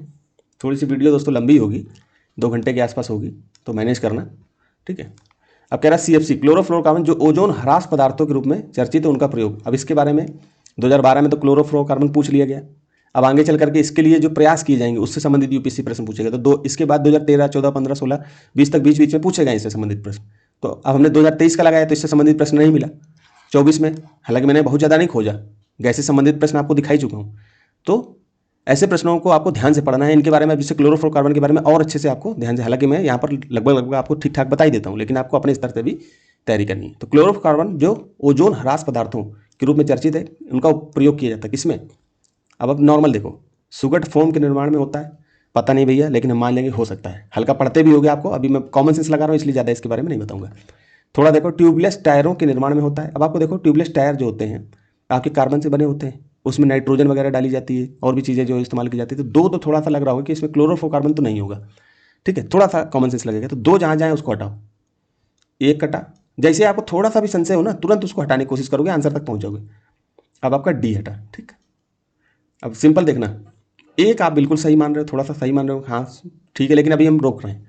कुछ विशिष्ट इलेक्ट्रॉनिक अवयवों की सफाई के करने में, अब आपको पता है कि क्लोरोफ्लोरोकार्बन है, तो कुछ ऐसे अवयव होंगे जिनको हम आराम से इससे सफाई कर सकते हैं। आपको पता है कि जो क्लोरोफ्लोरोकार्बन है ये आपके जो आप परफ्यूम यूज करते हो उसमें भी होता है। तो परफ्यूम जैसे आप स्किन में डालते होगे, डिओड्रेंट आप स्किन में डालते हो, तो हल्की सी कैसी जलन टाइप की होती है। तो आप इलेक्ट्रॉनिक पदार्थ में किसी चीज़ में डालोगे तो वो कहीं ना कहीं थिनर जैसा काम करता है, तुरंत उड़ भी जाता है। तो कहीं ना कहीं मान के चलोगे कि तीसरा भी आपको थोड़ा सा सही होगा कि ये साफ सफाई कर देगा, इलेक्ट्रॉनिक अवयव को सफाई कर देगा, ठीक है। फिर चौथा, एरोसोल या एरोसोल कैन में दाबकारी एजेंट के रूप में भी इस्तेमाल हो सकता है। क्लोरोकार्बन है, अब आपको मैंने बताई दिया कि डिओड्रेंट में इस्तेमाल होता है। तो कहीं ना कहीं क्या है कि कोई एरोसोल है, ये कण है या फ्रेग्रेंस है, किसी महक को आपको दबा के रखना है। फिर आप जैसे उसको प्रेस करोगे, मान लो कि एक बोतल है आपकी ये, ठीक है, और यहाँ पर जो है ऐसी सामग्री लगी हुई है जिसको आप प्रेस करते हो तो नीचे से ये क्या है, ऊपर निकल के आती है गैस। तो इसमें दाब के रूप में, प्रेशर के रूप में इस्तेमाल किया जाता है। जैसे आप ऊपर से लूज करोगे तुरंत गैस बाहर निकलती है। तो उसी के थ्रू जो है क्या निकलती है, आपकी फ्रेग्रेंस, महक निकलती है, स्मेल निकलती है, जो आपकी बॉडी में डिओड्रेंट वगैरह में इस्तेमाल किया जाता है। तो क्लोरोफ्लोरोकार्बन इस्तेमाल होती थी, ठीक। तो आपको तीनों तो सही थोड़े थोड़े लग रहे हैं, लेकिन 2 गलत लग रहा था। 2 के आधार पर तो हमने काट लिया, लेकिन आपको 3 भी सही लग रहा है, 3 सही लग रहा है। तो मान लो पहला हमको नहीं भी पता था, 3 आपको थोड़ा सा आपको सही लग रहा है, तो इस आधार पर सी मारोगे तो सही हो जाएगा कि नहीं हो जाएगा। लेकिन हमने चौथे को भी बता दिया। तो पहला भी जो फोम होता है उसमें क्लोरोफ्लोरोकार्बन ही इस्तेमाल किया जाता है। प्लास्टिक होती है उसमें, ये आप क्लोरोफ्लोरोकार्बन डाल दोगे तो वो क्या हो जाता है, बड़ा हो जाता है, फोम बड़ा होकर के गद्दा सा बन जाएगा। फिर उसको इस्तेमाल कर लेते हैं सोफ़ा वगैरह में, बेड वगैरह में, है ना, गद्दे वगैरह में। तो इसी को पढ़ते हैं। सुगट फोम, प्लास्टिक फोम का निर्माण सीएफसी का उपयोग ब्लोइंग एजेंट के रूप में किया जाता है, जबकि प्लास्टिक जैसे कि स्टायरोफोम या पॉलीयूरेथेन बनाया जाता है जो सीएफसी गैस छोड़ी जाती है, जिससे प्लास्टिक में बुलबुले बन जाते हैं और वह हल्का या गद्देदार फॉर्म हो जाता है। इसका उपयोग पैकेजिंग सामग्री और इंसुलेशन में होता है, ठीक है। तो पैकेजिंग सामग्री में गत्ते लगा करके आपको पता है ना आ जाती हैं चीज़ें, तो इसीलिए इसका प्रयोग किया जाता है। ट्यूबलेस टायरों का निर्माण, यह कथन गलत क्यों? तो ट्यूबलेस टायरों के निर्माण में मुख्य रूप से क्लोरो ब्यूटिल रबर जैसे पदार्थों का उपयोग होता है। टायरों को ठंडा रखने के लिए कभी कभी उनमें नाइट्रोजन गैस भरी जाती है, ठीक है। तो ठंडी चीज़ें आपको पता है, नाइट्रोजन, कई बार आग लगती है तो नाइट्रोजन का छिड़काव होता है। नाइट्रोजन क्या होती है, ऑक्सीजन को पतला कर देती है। तो इसी तरह से जो है उसकी गर्माहट जो है कम हो जाती है, ठीक है। तो इसमें भी टायरों में भी वही चीज़ होगी। सीएफसी का उपयोग इसमें नहीं होता, ठीक है, टायरों वगैरह में। तो 2 हमने इसीलिए गलत मान लिया था। फिर तीसरा, विशिष्ट इलेक्ट्रॉनिक अवयवों की सफाई। सीएफसी विशेष रूप से सीएफसी 113 उत्कृष्ट विलायक होते हैं। ये नाजुक इलेक्ट्रॉनिक सर्किट बोर्ड से धूल, ग्रीस और सोल्डर फ्लक्स से को बिना नुकसान पहुंचाए साफ कर देते हैं, क्योंकि ये अज्वलनशील होते हैं, ठीक है, मतलब ज्वलनशील नहीं होते, इसलिए जो है उनकी सफाई कर देते हैं। और बिजली के कुचालक भी होते हैं, ठीक है, तो इसलिए भी इस्तेमाल हो जाता है। एरोसोल कैन में दाबकारी एजेंट, परफ्यूम, हेयर स्प्रे, ठीक है, कीटनाशक जैसे स्प्रे कैन में सीएफसी का उपयोग किया जाता है, प्रोपेलेंट के रूप में किया जाता है। सीएफसी का उपयोग प्रोपेलेंट के रूप में किया जाता है। जब आप बटन दबाते हैं तो ये गैस अत्यधिक दबाव के साथ तरल पदार्थ को बाहर निकालती है, ठीक है। फिर आगे देखते हैं। अब इसके बारे में दोस्तों थोड़ा सा आप जो है पढ़ लेना, खैर पढ़ ही देता हूँ। सीएफसी 113 क्लोरोफ्लोरोकार्बन 113, जिसे ट्राईफ्लोरो एथेन के नाम से जाना जाता है, ओजोन परत को नुकसान पहुंचाने वाला एक प्रमुख रसायन है। यह सीएफसी के परिवार का तीसरा सबसे प्रचुर मात्रा में पाया जाने वाला सदस्य, ठीक। अब आपको पता होना चाहिए, कई बार लिख देगा सीएफसी 113, अब आपको लगेगा कि ये तो नहीं होगा, तो ऐसा नहीं है, सीएफसी का तीसरा सबसे प्रचुर मात्रा में पाया जाने वाला सदस्य, ठीक। ओजोन परत का प्रभाव और मॉन्ट्रियल प्रोटोकॉल, इसके बारे में भी आपको पता होना चाहिए। ओजोन ह्रास, जब सीएफसी वायुमंडल के ऊपरी हिस्से समताप मंडल में पहुंचते हैं तो सूर्य की किरणें इन्हें तोड़ देती है, जिससे क्लोरीन परमाणु निकलते हैं। एक क्लोरीन परमाणु ओजोन के हजारों अणु को नष्ट कर सकता है, ठीक है। तो आपको पता है इसीलिए मॉन्ट्रियल प्रोटोकॉल आया था, है ना। तो सीएफसी वायुमंडल में क्या करती है, वायुमंडल के ऊपर चली जाती है, जैसे कि मान लो क्षोभ मंडल के ऊपर, मान लो ये हमारी परत है, अब आप सीएफसी यहाँ नीचे इस्तेमाल कर रहे हो, ये धीरे जाती है और ये क्षोभ मंडल के ऊपर वाली परतों में समताप मंडल में चली गई। यहीं पर आपको लेयर मिलती है, कौन सी, ओजोन की लेयर मिलती है। ये दूसरे से दिखा देता हूँ आपको। यहाँ पर आपको एक मोटी परत, बहुत ज़्यादा तो नहीं लेकिन ठीक ठाक परत यहाँ पर ओजोन की दिखाई देती है। अब ये क्या करती है, जो सीएफसी जाती है तो ये ऊपर से जो किरणें आती हैं सूर्य की, उसके साथ मिलकर क्लोरीन बना लेती है। क्लोरीन परमाणु निकलते हैं। एक क्लोरीन परमाणु ओजोन के हजारों अणुओं को नष्ट कर देती है, ठीक है। तो इसलिए जो है क्लोरीन जो है कहीं ना कहीं दिक्कत करती है, इसलिए दिक्कत होती है इसकी। इसीलिए हम लोग जो है ओजोन परत जैसे टूटेगी तो जो सूर्य से आने वाली पराबैंगनी किरणें, ठीक है, वो क्या हो जाएंगी, नीचे आने लगेंगी, तो फिर कैंसर जैसे कारक को उत्पन्न करेंगे। इसीलिए मॉन्ट्रियल प्रोटोकॉल लाया गया था, ठीक है। मॉन्ट्रियल प्रोटोकॉल के बारे में देख लेते हैं। यह एक अंतरराष्ट्रीय संधि है, ठीक है, अंतरराष्ट्रीय संधि जिसका उद्देश्य ओजोन परत को बचाने के लिए CFC जैसे हानिकारक पदार्थों के उत्पादन और उपयोग को धीरे धीरे समाप्त करना था। ये दुनिया की सबसे सफल पर्यावरण संधियों में से एक मानी जाती है, ठीक है। ऐसी चीज़ों को पढ़ना है दोस्तों मॉन्ट्रियल प्रोटोकॉल के बारे में, और एक्स्ट्रा जानकारी आप अच्छे से देख लेना कि ये क्या है मॉन्ट्रियल प्रोटोकॉल। वैसे अच्छे से जितने भी वैश्विक प्रोटोकॉल हैं, नोगोया प्रोटोकॉल, मॉन्ट्रियल प्रोटोकॉल, ठीक है, इनके बारे में अच्छे से देखते रहना, क्योंकि यूपीएससी इनसे सवाल बहुत बनाते हैं। करंट में आप थोड़ा सा फोकस रहोगे तो ऐसे सवाल आराम से हो जाएंगे। अब 41 नंबर क्वेश्चन पढ़ो। तो इसमें भारत सरकार सी बकथॉर्न की खेती को प्रोत्साहित कर रही है। इस पादप का क्या महत्व है? ये मृदा क्षरण के नियंत्रण में सहायक है और मरुस्थलीकरण को रोकता है। हमें नहीं पता, ठीक। यह बायोडीजल का एक समृद्ध स्रोत है, पता नहीं, हमें यह भी नहीं पता। इसमें पोषकीय मान होता है और यह उच्च तुंगता वाले क्षेत्रों में जीवित रहने के लिए भली बात अनुकूलित होती है। चलो हम इसको भी नहीं मानते। चौथी, इसकी इमारती लकड़ी का उच्च वाणिज्यिक मूल्य होता है, ठीक। अब आपको थोड़ा सा मैंने हल्का पढ़ा था, मुझे तो वैसे पता है, लेकिन मैं आपको बता रहा हूँ कि उस समय की करंट अफेयर में बहुत ज़्यादा चर्चा में चल रहा था। लेकिन ये एक तरीके से हिमालय बेरी की तरीके से होता है, मतलब बेर की तरह होता है। अभी मैं आगे चित्र भी दिखाऊंगा। और ये बेर में होता है और इमारती लकड़ी इसमें नहीं निकलेगी, क्योंकि ये एक तरीके से लताओं के रूप में होता है ना। तो ये चौथा आपका गलत हो जाएगा, ठीक। तो चौथा का आपने जैसे एलिमिनेट किया, आपको या तो ए सही होगा या तो सी सही होगा। और इसमें पोषकीय मान भी अधिक होता है, मतलब काफ़ी हार्ट के लिए बहुत अच्छा माना जाता है। ओमेगा 7 भी इसमें पाया जाता है, ठीक है। तो इस तरह से ये तीसरा ऑप्शन भी आपको बिल्कुल सही होता दिखाई देगा।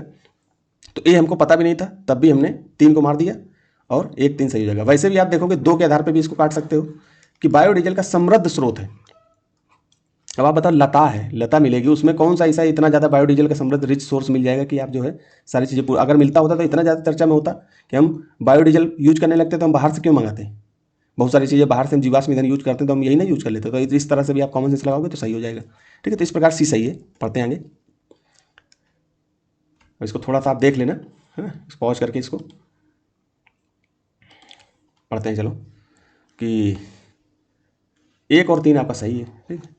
यह प्रत्येक कथन का विश्लेषण इस प्रकार दिया गया है। तो सी बकथॉर्न का जड़ तंत्र बहुत मजबूत होता है और विस्तृत होता है, जो मिट्टी को बांधे रखने में मदद करता है। यह मृदा क्षरण को नियंत्रित करने और मरुस्थलीकरण को रोकने में अत्यधिक प्रभावी है। इस तरह से यह भी ऑप्शन ए सही है, ठीक।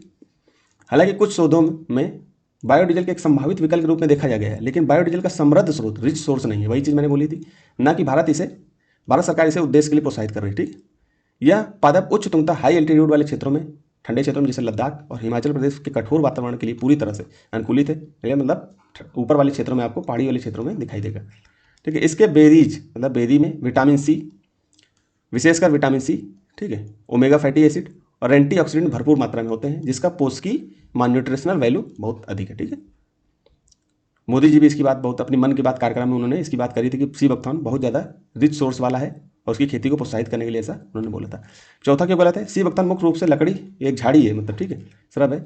इससे प्राप्त होने वाली लकड़ी का कोई उच्च वाणिज्यिक इमारती मूल्य नहीं होता है। इसका उपयोग मुख्य रूप से ईंधन, फायरवुड के रूप में किया जाता है, ठीक है। इस तरह आप देख सकते हो इसको। ये देखो, अब कहीं पर ऐसा कुछ दिख रहा है क्या कि इसका इस्तेमाल बायोडीजल में किया जा सकता है? चलो, बायोडीजल इमारती लकड़ी में किया जा सकता है क्या? पतली पतली डंडियाँ हैं, ठीक है, इस तरह से होता है। देखो, अंगूर की तरह हल्का सा लग रहा है, थोड़ा सा पेड़ की तरह लग रहा है, खजूर से भी मिलता जुलता हल्का सा लग रहा है, काफ़ी अच्छा सोर्स है, ठीक है। तो इसको पढ़ते हैं आगे। अब इसको देखो, थोड़ा सा पॉज करके दोस्तों पढ़ो, क्योंकि अगर हर चीज़ में पढ़ के बताने लगूंगा तो दिक्कत होगी आपको, है ना। इसको मतलब समय भी काफ़ी लग जाएगा, और हर चीज़ लाइन बाय लाइन, क्योंकि बहुत सारी चीज़ें इसमें दी हुई हैं जो मतलब आपको पढ़ने में, मतलब मैं अगर वही चीज़ मैं बता रहा हूँ वही चीज़ इसमें लिखी हुई है, तो ये चीज़ों को पॉज करके आप पढ़ लेना। बाकी ये आपको टेलीग्राम में भी साझा कर दी जाएगी। यूपीएससी आपसे इस तरह का कथन पूछ करके थोड़ा सा भ्रमित करेगी, इसको थोड़ा सा देखना। किसी बकथॉर्न एक फलीदार लिग्यूमिनस पौधा है जो केवल दक्षिण भारत में पाया जाता है। ऐसे तो लिखता है यूपीएससी, इधर का उधर लिखेगा, लेकिन आपको पता होना चाहिए कि ये उत्तर भारत में कहाँ मिलता है, पहाड़ियों पर, तुंगता में मिलता है। इसलिए याद रखना कि ये गलत होगा, क्योंकि ये हिमालयी झाड़ी है, ठीक है। इसलिए मैंने इसको रख दिया कि यहाँ पर फंस सकते हो। तो इसको पॉज करके ऐसे देखना। हम तेजी से अब खत्म करेंगे, क्योंकि अब हर चीज़ अगर पढ़ेंगे दोस्तों तो उसमें समय बहुत ज़्यादा लग जाएगा। भारत की आर्द्र भूमि के संदर्भ में निम्नलिखित कथनों पर विचार कीजिए। इसको आंसर बताइए, तब तक मैं पानी पी लेता हूँ।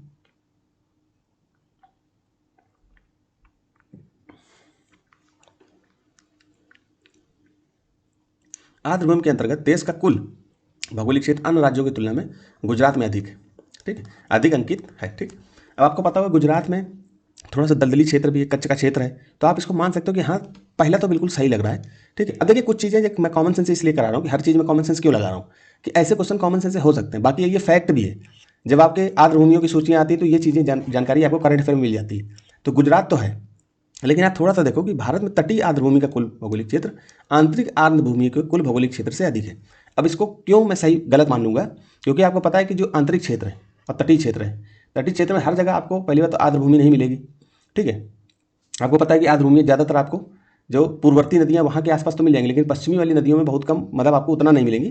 ठीक है, और इसके साथ साथ आप देखते हो कि हर बार आपको आंतरिक क्षेत्र में ही क्या किया जाता है, आर्द्रभूमि घोषित की जाती है। कहीं तटीय क्षेत्रों में आपको जल्दी नहीं देखने को मिलेगा। जितनी बात की जाती है, जैसे सुल्तानपुर हो गया, नवाबगंज हो गया, इस तरह से बात करी जाती है, तो आपको लगता होगा कि आंतरिक क्षेत्र में, कॉमन सेंस के थ्रू में बता रहा हूँ। बाकी ये जब डिटेल में करंट अफेयर में आता है तो इनको थोड़ा सा पढ़ा करिए। यहीं से आपको एक तरीका मिल गया कि यूपीएससी इस तरह से भी पूछता है, तो इस तरह से भी प्रश्न आ सकते हैं। तो आपको पढ़ते समय इन कथनों के अनुसार सोचना चाहिए। यही तरीका हमें पढ़ने का, यही चीज़ हम लोग पीवाईक्यू की नज़र प्रोग्राम में बताते रहते हैं आपको। तो 2 गलत हो गया, 1 सही है, तो इस तरह से देख लेते हैं। अब इसको पॉज करके आप इसको पढ़ना, ठीक है, क्योंकि ये चीज़ें जो है बहुत सारी वैसी हैं जिनको बार बार बताना, कुछ समझाना तो है नहीं इसमें। बस एक चीज़ आपको यहाँ पर दे दी गई है जो यूपीएससी पूछ सकता है। विश्व में सबसे ज़्यादा रामसर साइट वाला देश यूनाइटेड किंगडम यूके है, जहाँ 176 आपकी 176 से अधिक वेटलैंड रामसर सूचियाँ शामिल है। ठीक है, पूछ सकता है इस समय रामसर सूची कहाँ पर है, रामसर शहर कहाँ पर है। अभी आपको पता है कि काफ़ी विवाद चल रहा है उस देश को लेकर के। ठीक है, वहाँ के शीर्ष नेतृत्वकर्ता को जो है उनकी मृत्यु हो गई है, तो उनको लेकर के भी यूपीएससी इस तरह के स्थलों को पूछ सकता है, तो आपको थोड़ा ध्यान रखना है। इसके बाद मैक्सिको, यूके के बाद मैक्सिको 144 देश लेकर के रखे हुए हैं। भारत जो है 98 देश की स्तर पर तीसरे स्थान पर आता है। ठीक है, तो इस समय भारत में कितनी रामसर सूचियाँ हैं, 98, मतलब कि रामसर स्तर है। ठीक है, बाकी ये चीज़ें जो हैं मैंने बताई थी, बाकी इसको पॉज करके थोड़ा सा देख लेना आप। ठीक है, हटा देता हूँ इस तरह से, इस तरह इसको पॉज करिए, देखिए इसको भी। इसमें कहीं कोई एक्स्ट्रा जानकारी नहीं है, इसलिए मैं इसको नहीं बताऊंगा, क्योंकि इससे फिर समय बहुत ज़्यादा लग जाएगा। ठीक है दोस्तों, फिर क्या करें, वायु में कार्बन डाइऑक्साइड की बढ़ती हुई मात्रा से वायुमंडल का तापमान धीरे धीरे बढ़ रहा है, क्योंकि कार्बन डाइऑक्साइड, अब कार्बन डाइऑक्साइड क्या है, CO2 जो है, CO2 का स्तर बढ़ रहा है, तो इससे क्या हो रहा है, तापमान बढ़ रहा है। अभी कार्बन डाइऑक्साइड का क्या प्रभाव पड़ता है, आगे ऑप्शन को पढ़ते हैं तब देखेंगे इसके बारे में। पॉज करके इसको पढ़ो। वायु में उपस्थित जलवाष्प को अवशोषित कर उसकी ऊष्मा को संचित करती है। कौन, CO2? पता नहीं भाई, रोक लो। सौर विकिरण के पराबैंगनी अंश को अवशोषित करती है। ऐसा तो नहीं करती है, क्योंकि जो शॉर्ट वेव रेडिएशन है, जो सूर्य है, सूर्य से आने वाली जो किरणें हैं वो बहुत इतनी तीव्र होती है, उनकी इंटेंसिटी बहुत ज़्यादा, फ्रिक्वेंसी बहुत ज़्यादा होती है, और वेवलेंथ क्या होती है, कम होती है। ठीक है, तरंग दैर्घ्य कम होती है, फ्रिक्वेंसी ज़्यादा होती है, मतलब एनर्जी ज़्यादा होती है। ठीक है, इतनी तीव्र होती है कि ये कार्बन डाइऑक्साइड जैसी परत को तोड़ करके नीचे आ जाती है पृथ्वी पर। ठीक है, तो ये भी नहीं होगा। ठीक है, भी नहीं होगा। संपूर्ण सौर विकिरण को अवशोषित कर लेती है। संपूर्ण सौर विकिरण को कैसे अवशोषित कर लेगी, ये तो बिल्कुल ही बेहूदी वाली बात हो गई। ठीक है, तो ये तो बिल्कुल संपूर्ण, भाई शॉर्ट वेव रेडिएशन जो आएंगे पूरे को ऑब्जर्व कर लेगी तो फिर पृथ्वी तक पहुंचेगी नहीं, तो और जीव जंतु पौधे अभी तक हम लोग जी रहे हैं, तो कैसे हो जाएगा। तो सी कॉमन सेंस बता रहा हूँ। अब आपको पहले और तीसरे डी में देखना पड़ेगा। डी में देखो, सौर विकिरण के अवरक्त अंश जो आपको इंफ्रारेड होती है, मान लो कि ये शॉर्ट वेव रेडिएशन आई और ये तो पहले कार्बन डाइऑक्साइड को चीरती हुई पृथ्वी पर आ गई, ये मान लो पृथ्वी है। अब इसके द्वारा जो है वापस जाती है तो इंफ्रारेड रूप में, ये लॉन्ग वेव रेडिएशन के रूप में बन जाती है। ठीक है, इसमें क्या होगी कि इसकी फ्रिक्वेंसी क्या होती है, इसकी फ्रिक्वेंसी क्या होती है, लॉन्ग रेडिएशन की कम होती है, लेकिन वेवलेंथ ज़्यादा होती है, और एनर्जी भी क्या होगी, इसमें एनर्जी भी कम होती है। ठीक, फ्रिक्वेंसी कम होगी तो एनर्जी भी कम होगी। इंफ्रारेड आप देख लीजिए यहाँ पर, ये इंफ्रारेड। ठीक है, इधर जाओगे, इधर आगे बढ़ोगे तो आपको ये है फ्रिक्वेंसी क्या होगी, बढ़ेगी। फ्रिक्वेंसी बढ़ेगी तो एनर्जी भी क्या होगी, इसकी बढ़ेगी, और वेवलेंथ क्या होगा, कम होगा, तरंग दैर्घ्य कम होगी। इधर चलोगे, इधर बढ़ोगे तो आपको देखोगे जैसे इंफ्रारेड है, माइक्रोवेव्स है, रेडियो वेव्स हैं, इधर वेव भी लिखी हुई, वेव लिखी हुई है। ठीक है, इस तरह से यहाँ पर नहीं लिखा हुआ है, तो इधर क्या तरंग दैर्घ्य ज़्यादा है, तो ये क्या होती है, इनकी फ्रिक्वेंसी क्या होगी, कम होगी। फिर फ्रिक्वेंसी कम है तो एनर्जी भी कम होगी, और वेवलेंथ क्या होगी, ये ज़्यादा होगी वेवलेंथ। ठीक, तो यहाँ पर दिया हुआ है, तो हम इसको अवरक्त को अवशोषित कर लेते हैं। जो नीचे से जाती हुई तरंग दैर्घ्य होती है इनको क्या कर लेती है, अवशोषित कर लेती है। कौन, कार्बन डाइऑक्साइड। तो यही रिफ्लेक्ट होकर के फिर भारत नीचे आती तो पृथ्वी को गर्म करती है। तो ये चौथा ऑप्शन बिल्कुल अनुकूलित लग रहा है। लेकिन हम पहले को पढ़ते हैं कि वायु में उपस्थित जलवाष्प को अवशोषित कर उसकी ऊष्मा को संचित करती है। ऐसा हमने कहीं पर ज़्यादा पढ़ा नहीं, तो हम इसको डी को मान के चलते हैं, ये बिल्कुल सही है। ऊष्मा बजट आप पढ़ते होगे, उसमें आपको ये चीज़ें बताई गई हैं। बाकी मैं आपको विस्तार से यहाँ पर समझा देता हूँ अच्छे से। ये चीज़ तो आपको बता ही दिया। ठीक है, विजुअल स्पेक्ट्रम जो हमको दिखता है, जो हमको दिखाई देता है नंगा आंखों से, तो हम यही दिखता है विबग्योर आंखों से हम इतना को देख पाते हैं। ठीक है, तो ये चीज़ आपको पता होनी चाहिए। बाकी और चीज़ें विशेष जो है साइंस की क्लास में हम कभी चर्चा करेंगे। अब इसमें क्या कह रहा है, CO2 सौर विकिरण के अवरक्त अंश, इंफ्रारेड पार्ट यानी पृथ्वी से वापस लौटने वाली ऊष्मा को अवशोषित करती है। यह गैस सूर्य से आने वाली छोटी तरंग जो लॉन्ग शॉर्ट वेव रेडिएशन होती है, SWR को तो आने देती है। ठीक है, वो तीव्रता उसकी ज़्यादा होती है, फ्रिक्वेंसी ज़्यादा होती है, एनर्जी ज़्यादा होती है, लेकिन पृथ्वी से टकरा कर लौटने वाली लंबी तरंग दैर्घ्य लॉन्ग वेव रेडिएशन वाली अवरक्त किरणों को सोख लेती है, जिससे ग्रीन हाउस प्रभाव पैदा होता है। ठीक है, टेम्परेचर इन्वर्जन आपको देखने को मिलता है। ठीक, और वायुमंडल गर्म होता है। सूर्य से आने वाली कुल ऊर्जा, अब आपको ये बात तो बता देता हूँ। मान लो ये सूर्य है, ठीक है, ये अब ये 100% एनर्जी सूर्य से आई, उसमें से 35% तो ऐसे लौट जाती है। देखो आप सिंपल कि ये मान लो कि आई, ठीक है, इस तरह से और इस तरह से, ठीक है, 3 तरंग के रूप में आई। अलग अलग मैं दिखाता हूँ इसको। एक आपकी ये गई, एक आपकी ये आई और एक आपकी ये आई, ठीक। अब क्या करेंगे, ये 6% आपकी अंतरिक्ष में ऐसे लौट के चली जाती है एल्बिडो के माध्यम से, ठीक है। मतलब एल्बिडो का मतलब ये 3 जो अंतरिक्ष में सूक्ष्म कण होते हैं, तो उससे 6% उससे चली गई, ठीक है, सूक्ष्म कण होंगे। फिर 2% आपकी यहाँ से चली जाती है पृथ्वी पर आकर के, जो आपकी हिमशीतित ग्लेशियर हैं उनसे टकरा करके, बर्फ़ की चादरों से टकरा करके वापस चली जाती है, ठीक है। 2% ये आपकी हो गई। 27% सबसे ज़्यादा ये बादलों से टकरा कर जैसे आएगी तो आपके वायुमंडल में आपके बादल दिखाई देंगे। ये वायुमंडल में बादलों का निर्माण वायुमंडल में ही होता है, तो वायुमंडल में टकरा करके चली जाएगी, ठीक है। 27%, तो आपको 6, 27 और 2 मिलाकर कितने हो गए, 35 हो गए, ठीक है। तो 35 आपके कैसे, ऐसे ही चली गई। इसका मतलब अब बची कितनी, 100% आई थी, 35 चली गई, तब 65 का हिसाब किताब बचा।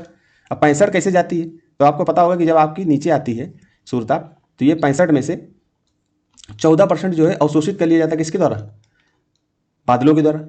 बादलों से कुछ परसेंट तो वापस चलेगी, लेकिन कुछ परसेंट अवशोषित कर लिया जाता है। इसमें 14% अवशोषित कर लिया जाता है। ये आंकड़ों के पीछे मत भागना, अभी समझने के लिए आंकड़े देख लो, बाकी कई जगह आंकड़े थोड़े बहुत चेंज भी होते हैं, तो उससे परेशान नहीं होना है, ठीक है। तो 14% आपकी क्या कर ली गई, आपकी बादलों के द्वारा अवशोषित कर ली गई, और 14% आप 65 में 14 घटाओगे तो कितना बचेगा, 51 बचेगा। 51% आपकी पृथ्वी में आ गई, अवशोषित कर ली गई, ठीक।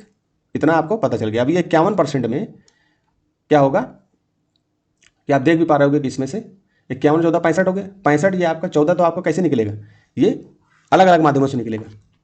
अब आपका ये जो है सीधे सीधे 34% आपकी ये जो है सीधे सीधे इसके द्वारा निकलेगी बाहर। अब ये इसके कई माध्यमों से निकलेगी, वायुमंडल के द्वारा ये वापस निकलेगी, तो कई माध्यमों, जैसे कि यहाँ पर दिया हुआ है कि विक्षोभ और संवहन तरंग के रूप में निकल जाएगी, ठीक। वाष्पीकरण के थ्रू निकल जाएगी या विकिरण के थ्रू निकल जाएगी, ठीक है। अब इसमें से 17% तो सीधे निकल जाएगी, ठीक है। ये 65% में 48% तो आपकी अन्य तरीके से निकलेगी, जिसमें 14% ये होगी और 34% आपकी पृथ्वी से हो गई। तो दोनों मिलाओगे तो कितनी हो जाएगी, 14 और 34, 48% ये होगी और 17% आपकी सीधे निकल जाएगी। तो ये 65% ये भी चली जाएगी, ठीक है। तो पृथ्वी बाहर जाने वाला कुल विकिरण 100% आपका हो जाएगा। सिंपल। अब लेकिन देख भी लेते हैं यहाँ पर पृथ्वी की सतह, पृथ्वी की बर्फ के ढके हिमच्छादित इलाकों और ग्लेशियर द्वारा लगभग 2% ऊर्जा परिवर्तित होती है।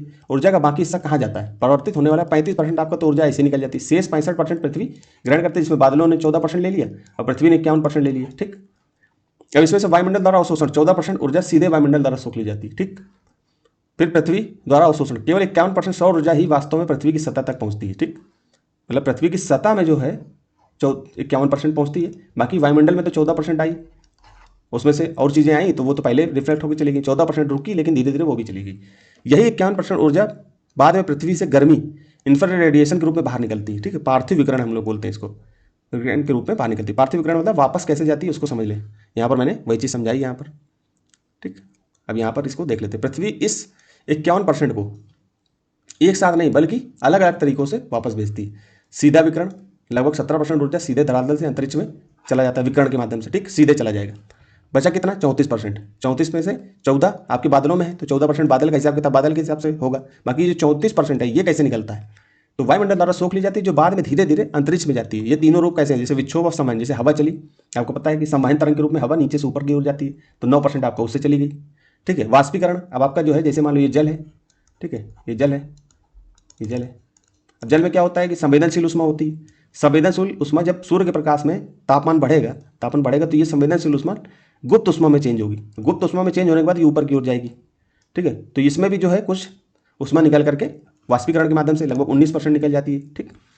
और विकिरण रेडिएशन धरातल से वायुमंडल में जाने वाली 6% ऊर्जा निकल जाती है। तो ये जो धरातल होगी पृथ्वी की, उससे जो निकलेगी उसके जो है विकिरण के माध्यम से 6% विकिरण के माध्यम से निकलेगी। तो ये डाटा है, इसके पीछे मत भागना, ये तो बहुत जटिल चीज़ है। ये तो मैंने कम समय में थोड़ा समझाने का प्रयास किया, हालांकि आपको बहुत ज़्यादा समझ में नहीं आया होगा, लेकिन दोस्तों 1-2 बार इसको देख लोगे, ये कहीं और से आपको समझ में आ रहा हो तो वहाँ भी देख सकते हो, ठीक है। देख के समझ में आ जाए तो आप इसको पेपर के लिए अभी आप समझ लीजिए। बाकी इसको एक्स्ट्रा कभी हम लोग समय निकाल करके एक्स्ट्रा इसको बहुत अच्छी तरीके से पढ़ाएंगे। अभी हम लोगों का बहुत सारे प्रोग्राम अभी आगे हम चलाएंगे, ठीक है। तो उसमें जब हम कभी पढ़ाएंगे तो इसको बढ़िया से बताएंगे। वायुमंडल खुद भी, ठीक है, अपनी सोखी हुई 14% ऊर्जा को उसने सीधे सूर्य से ली थी और पृथ्वी से मिली 34% ऊर्जा को मिलाकर 48% ऊर्जा अंतरिक्ष में वापस देता है। ठीक है, तो वायुमंडल खुद भी जो 14% सोख लेता है उसको भी वापस करता है। तो सीधा आपका अंत में क्या हो, 17% सीधा चला गया, 48% में वायुमंडल का हो गया, टोटल 65% ये भी चली जाती है। तो इस तरह पृथ्वी से आई हुई कुल 65% ऊर्जा जो परिवर्तित नहीं हुई थी वापस लौट जाती है और पृथ्वी का औसत तापमान स्थिर रहता है। ठीक है, इस तरह हमने इन चीज़ों को पढ़ा समझा। ठीक है, बाकी चित्र भी दिखाया। अब एक क्वेश्चन 2022 में आया था, इसको आप पॉज करके, अगर आपका बहुत बेसिक स्ट्रांग है तो इसको करके दिखाइए और इसका आंसर हमें कमेंट में बताना। अगर आप इसको कर लेते हो तो ये जो है मैं मान के चलूँगा कि आपका बेसिक बहुत अच्छा है। ठीक है, और बहुत बहुत बहुत बड़े बड़े टीचर जो यूपीएससी के हैं वो भी इस क्वेश्चन को नहीं कर पाए थे। ठीक है, एक टीचर हैं, उनका नाम लेना नहीं चाहूँगा मैं, तो एक बार मैं देख रहा था उस समय 2022 में, तो समझ में आया कि मैंने सोचा कि ये जो है क्वेश्चन, ये टीचर से उम्मीद भी थी कि ये बहुत अच्छे से इसको समझाएंगे, लेकिन जब देखा तो समझ में आया कि उनको खुद ही नहीं पता था। तो हो जाता है कभी कभी, खैर। तो ये चीज़ें हैं, 2022 का क्वेश्चन है। ठीक है, इसको आप करिएगा, बताना। निम्नलिखित तत्व समूहों में से कौन सा एक पृथ्वी के जीवन की उत्पत्ति के लिए मूलतः उत्तरदायी था? उत्तरदायी है नहीं, था। अब इससे आपको समझ में आ जाएगा क्या क्या है। अब आपको सिंपल सोचो कि कार्बन तो आपको ज़रूरी थी, कार्बन डाइऑक्साइड तो थी, तो उसी से तो कार्बन, जब कार्बन डाइऑक्साइड थी, CO2 थी, उसी से तो जो ब्लू ग्रीन एल्गी बीजीए थे उन्होंने प्रकाश संश्लेषण की क्रिया की और इससे ज़्यादा ऑक्सीजन का निर्माण हुआ ना, यही तो हुआ। तो कार्बन कहाँ कहाँ है, यहाँ भी कार्बन है और यहाँ भी कार्बन है। ठीक, अब आप दो ऑप्शन तो काट दो, यहाँ कहीं कार्बन नहीं, ऑक्सीजन इसलिए नहीं होगी क्योंकि ऑक्सीजन का निर्माण अभी नहीं होगा। जब ये क्रिया होगी carbon dioxide blue green algae oxygen का निर्माण, तब आपकी बनेगी। तो ये आप दो चीज़ें तो काट दो, ऑक्सीजन के आधार पर नहीं काट रहे हैं। कार्बन यहाँ पर मिल रहा है तो हम कार्बन पहले देखेंगे ना कि मूलतः कौन सी थी, तो सिंपल चीज़ पूछ रहा है। अब यहाँ पर क्या कर हाइड्रोजन, मतलब इसका मतलब जल के थोड़ा बहुत देख लो कि हाइड्रोजन हो सकता है किसी मात्रा में रहा होगा, तो ये भी हो सकता है, दोनों जगह है, कार्बन यहाँ भी, कार्बन यहाँ भी, हाइड्रोजन यहाँ भी, हाइड्रोजन यहाँ भी। अब यहाँ नाइट्रोजन दे रहा है, ठीक, नाइट्रोजन यहाँ पोटेशियम दे रहा है। नाइट्रोजन तो आपको पता है ना कि 78% जो है वायुमंडल में था ही था। थोड़ा सा कॉमन सेंस लगाओ तो आपको बी ऑप्शन बिल्कुल सही होता हुआ दिखाई देगा।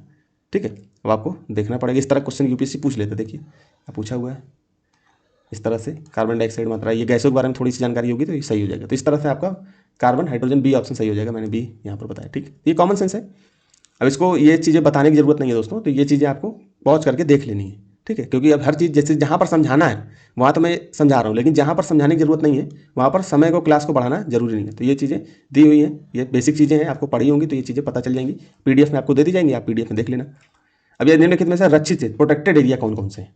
सिंपल देखो, उपयुक्त में से कौन से बाघ आरक्षित क्षेत्र घोषित हैं? ठीक है, सिंपल देखोगे तो आपको बांदीपुर बाघ अभ्यारण्य के बारे में आपको पढ़ते होगे, सुंदरबन में भी मिलता है तो वही पढ़ा होगा, मानस में भी मिलता है, ये भी देखो। भीतरकनिका में थोड़ा सा डाउट होगा कि भीतरकनिका में बाघ आरक्षित क्षेत्र नहीं है। ठीक, दो को जैसे आपने हटाया, ये सिंपल है, ये तो पढ़ते होगे तभी बता रहा हूँ, इसमें कॉमन सेंस वैसे नहीं लगेगा, हर जगह कॉमन सेंस खोजने, बेसिक नॉलेज भी तो जरूरी है। अब आप सोचो हर चीज़ को हम कॉमन सेंस से करा देंगे तो दिक्कत होगी, लपेट के तो मैं किसी तरह से करा दूंगा, फिर वही चीज़ हो जाएगी। तो कुछ चीज़ पता होना चाहिए। तो भीतरकनिका नहीं है आपकी, दो जैसे काटोगे तो आपका बी आंसर आ जाएगा। तो इसके बारे में ये दिया हुआ है। बांदीपुर ये कर्नाटक में स्थित है, वैसे 1973-74 में प्रोजेक्ट टाइगर के तहत बाघ आरक्षित क्षेत्र घोषित किया गया था। मानस ये असम में है, ये राष्ट्रीय उद्यान है, नेशनल पार्क है। ठीक है, और एक प्रसिद्ध बाघ आरक्षित क्षेत्र है। फिर सुंदरबन पश्चिम बंगाल में स्थित है, आपको पता ही कि सुंदरबन में बंगाल टाइगर मिलता ही है। मैंग्रोव पारिस्थितिकी और रॉयल बंगाल टाइगर्स के लिए बाघ आरक्षित क्षेत्र में जाना जाता है। ठीक, भीतरकनिका ये उड़ीसा में है, एक राष्ट्रीय उद्यान और वन्य जीव अभ्यारण्य तो है जो मुख्य रूप से खारे पानी के मगरमच्छों मैंग्रोव के लिए प्रसिद्ध है, लेकिन ये बाघ आरक्षित क्षेत्र घोषित नहीं किया गया। ठीक है, ये पता होना चाहिए आपको। प्रोजेक्ट टाइगर और बाघ जनगणना आपको पता होना चाहिए, तो इसको पढ़ लेना थोड़ा सा पॉज करके, इसमें कुछ नई चीज़ नहीं है, इसलिए इसको ये अभी के लिए जरूरी है क्योंकि ये करंट अफेयर में चल रहा है, हमने इसको जो है पॉज करके आपको दे दिया। तो इसको इस तरह से इनको जरूर पढ़ लेना कि देवगढ़ बाघ आरक्षित क्षेत्र 59वें नंबर पे है, उड़ीसा में स्थित है, अभी नए बनाए गए, जो अक्टूबर 2025 में भारत का 59वां टाइगर रिजर्व घोषित किया गया, तो ये याद रखना। फिर माधव बाघ आरक्षित क्षेत्र ये 98वां है, मध्य प्रदेश के शिवपुरी जिले में स्थित एक यह पार्क मार्च 2025 में देश का 98वां 58 टाइगर रिजर्व बना है, यह मध्य प्रदेश का 9वां बाघ अभ्यारण्य है। ठीक, फिर रातापानी बाघ आरक्षित क्षेत्र 97वां, यह मध्य प्रदेश में स्थित रातापानी को दिसंबर 2024 में आधिकारिक तौर पर 97वें स्तर पर टाइगर रिजर्व घोषित किया गया। ठीक है, तो गुरु घासी दास तामोर पिंगला बाघ आरक्षित क्षेत्र, ये तो आपको पता ही होगा, छत्तीसगढ़ में स्थित है, और इस क्षेत्र में 2024 में भारत का 56वां टाइगर रिजर्व घोषित किया गया था। ठीक है, बाकी आपको इनसे ठीक पहले राजस्थान के धौलपुर करौली, ये आपको पता, 55वां आपका 2023-24 में मध्य प्रदेश की वीरांगना दुर्गावती को 54वां टाइगर रिजर्व के रूप में मान्यता दी गई थी। 54, 55 इस तरह से 56, 57, 58, 59 तक। ये थोड़ा सा सूची याद रखना, क्योंकि यूपीएससी कई बार क्या करता है, सीक्वेंस दे देता है, तो इसको याद रखना, इसलिए यूपीएससी पूछ सकता है, इसलिए मैंने इसको अलग से दे दिया कि धौलपुर करौली 55वां है, और वीरांगना दुर्गावती ये आपका 54वां है। फिर आपका 55 के बाद 56वां आपका छत्तीसगढ़ में, जिसको गुरु घासीदास तमोर पिंगला बाघ आरक्षित क्षेत्र घोषित किया गया। फिर 97वें नंबर पर रातापानी बाघ आरक्षित क्षेत्र किया गया। फिर माधव बाघ आरक्षित क्षेत्र 98वें स्तर पर है, और देवीगढ़ बाघ आरक्षित क्षेत्र 59वें स्थान पर है। ठीक, आगे चलते हैं हम।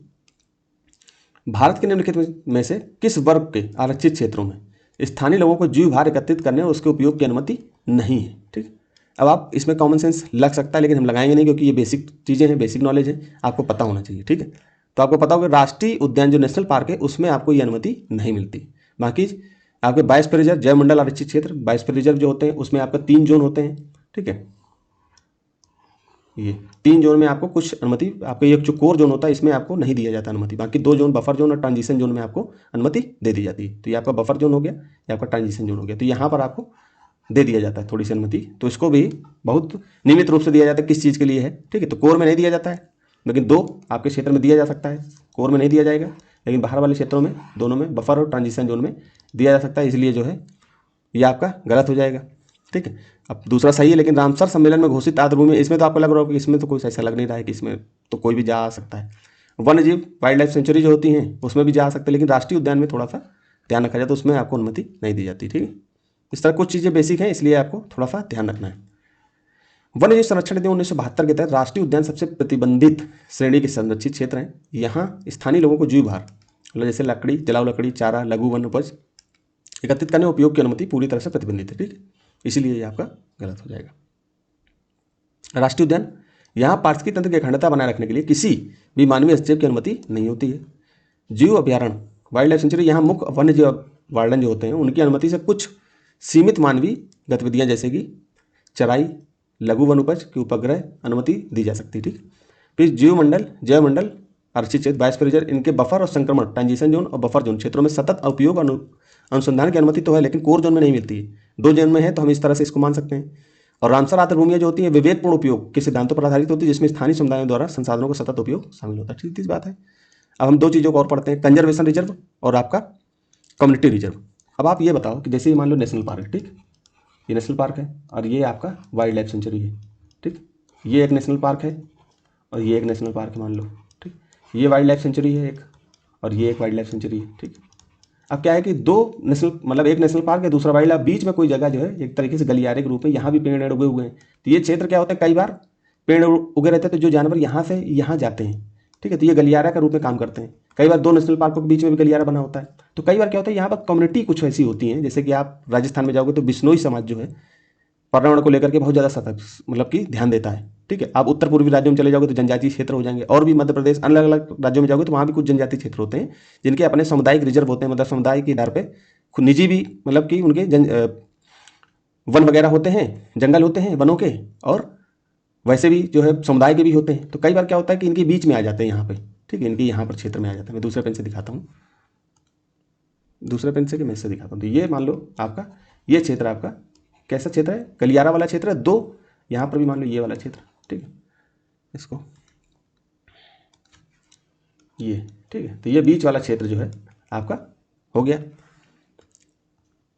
कैसा क्षेत्र हो गया, ये आपका ये वाला। ठीक है, पेन बार बार हट जाता है, थोड़ा सा ध्यान रखना।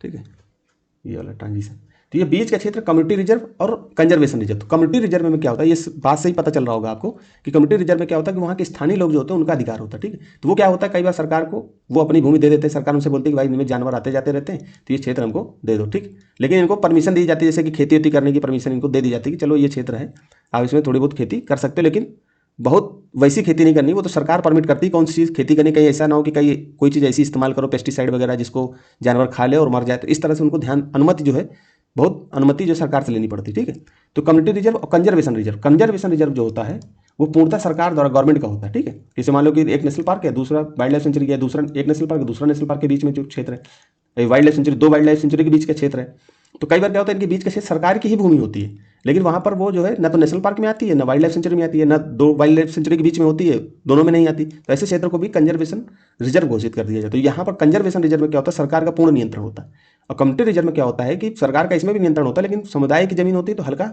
उनको कुछ चीज़ें जो है समुदाय को भी देनी होती है। ठीक है, तो इस तरह से होती है। हम लोग इसको पढ़ लेते हैं, थोड़ा सा आपको समझ में आ गया होगा। तो कंजर्वेशन रिजर्व के बारे में पढ़ते हैं। तो कंजर्वेशन रिजर्व ये संरक्षण आरक्षित क्षेत्र भारत में वन्य जीवों के संरक्षण के लिए एक महत्वपूर्ण श्रेणी है।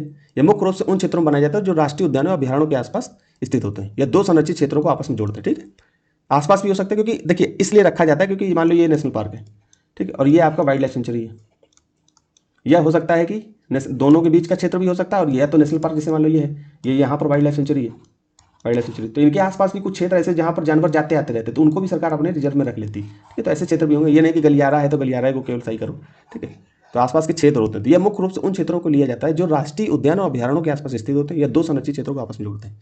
इनका उद्देश्य क्या होता है, स्थानीय समुदायों की भागीदारी के साथ परिदृश्य लैंडस्केप वनस्पतियों जीवों के आवासों की रक्षा करना। यह अक्सर वन्यजीव गलियारों वाइल्ड लाइफ कॉरिडोर के रूप में कार्य करता है, यहाँ जहाँ से जानवर सुरक्षित रूप से गुजर सके। ठीक, कानूनी इसे वन्य जीव संरक्षण अधिनियम 1972 की धारा 36 से याद करने की जरूरत नहीं है, के तहत राज्य सरकार द्वारा घोषित किया जाता है। 2022 के संशोधन के बाद अब ये केंद्र सरकार भी इसे घोषित करती थी। 2022 के संशोधन के बाद इसको क्या कर दिया गया, 1972 का ये संशोधन हुआ 2022 के बाद। पहले क्या होता, राज्य सरकार ही घोषित करती थी, अब केंद्र करती। तो ये याद रखना है, ये लाइन आपकी इंपॉर्टेंट होगी। ठीक, स्वामित्व क्या होता है, यह केवल सरकारी स्वामित्व वाली भूमि पर ही घोषित किया जाता है। कंजर्वेशन रिजर्व जो होगा ये आपकी क्या होगी, ये केवल सरकारी स्वामित्व वाली भूमि पर किया जाता है। ठीक, यहीं से सामुदायिक रिजर्व से अलग बनाता है इसे, जो निजी और सामुदायिक भूमि पर होता है। ठीक, फिर आप नीचे आओ।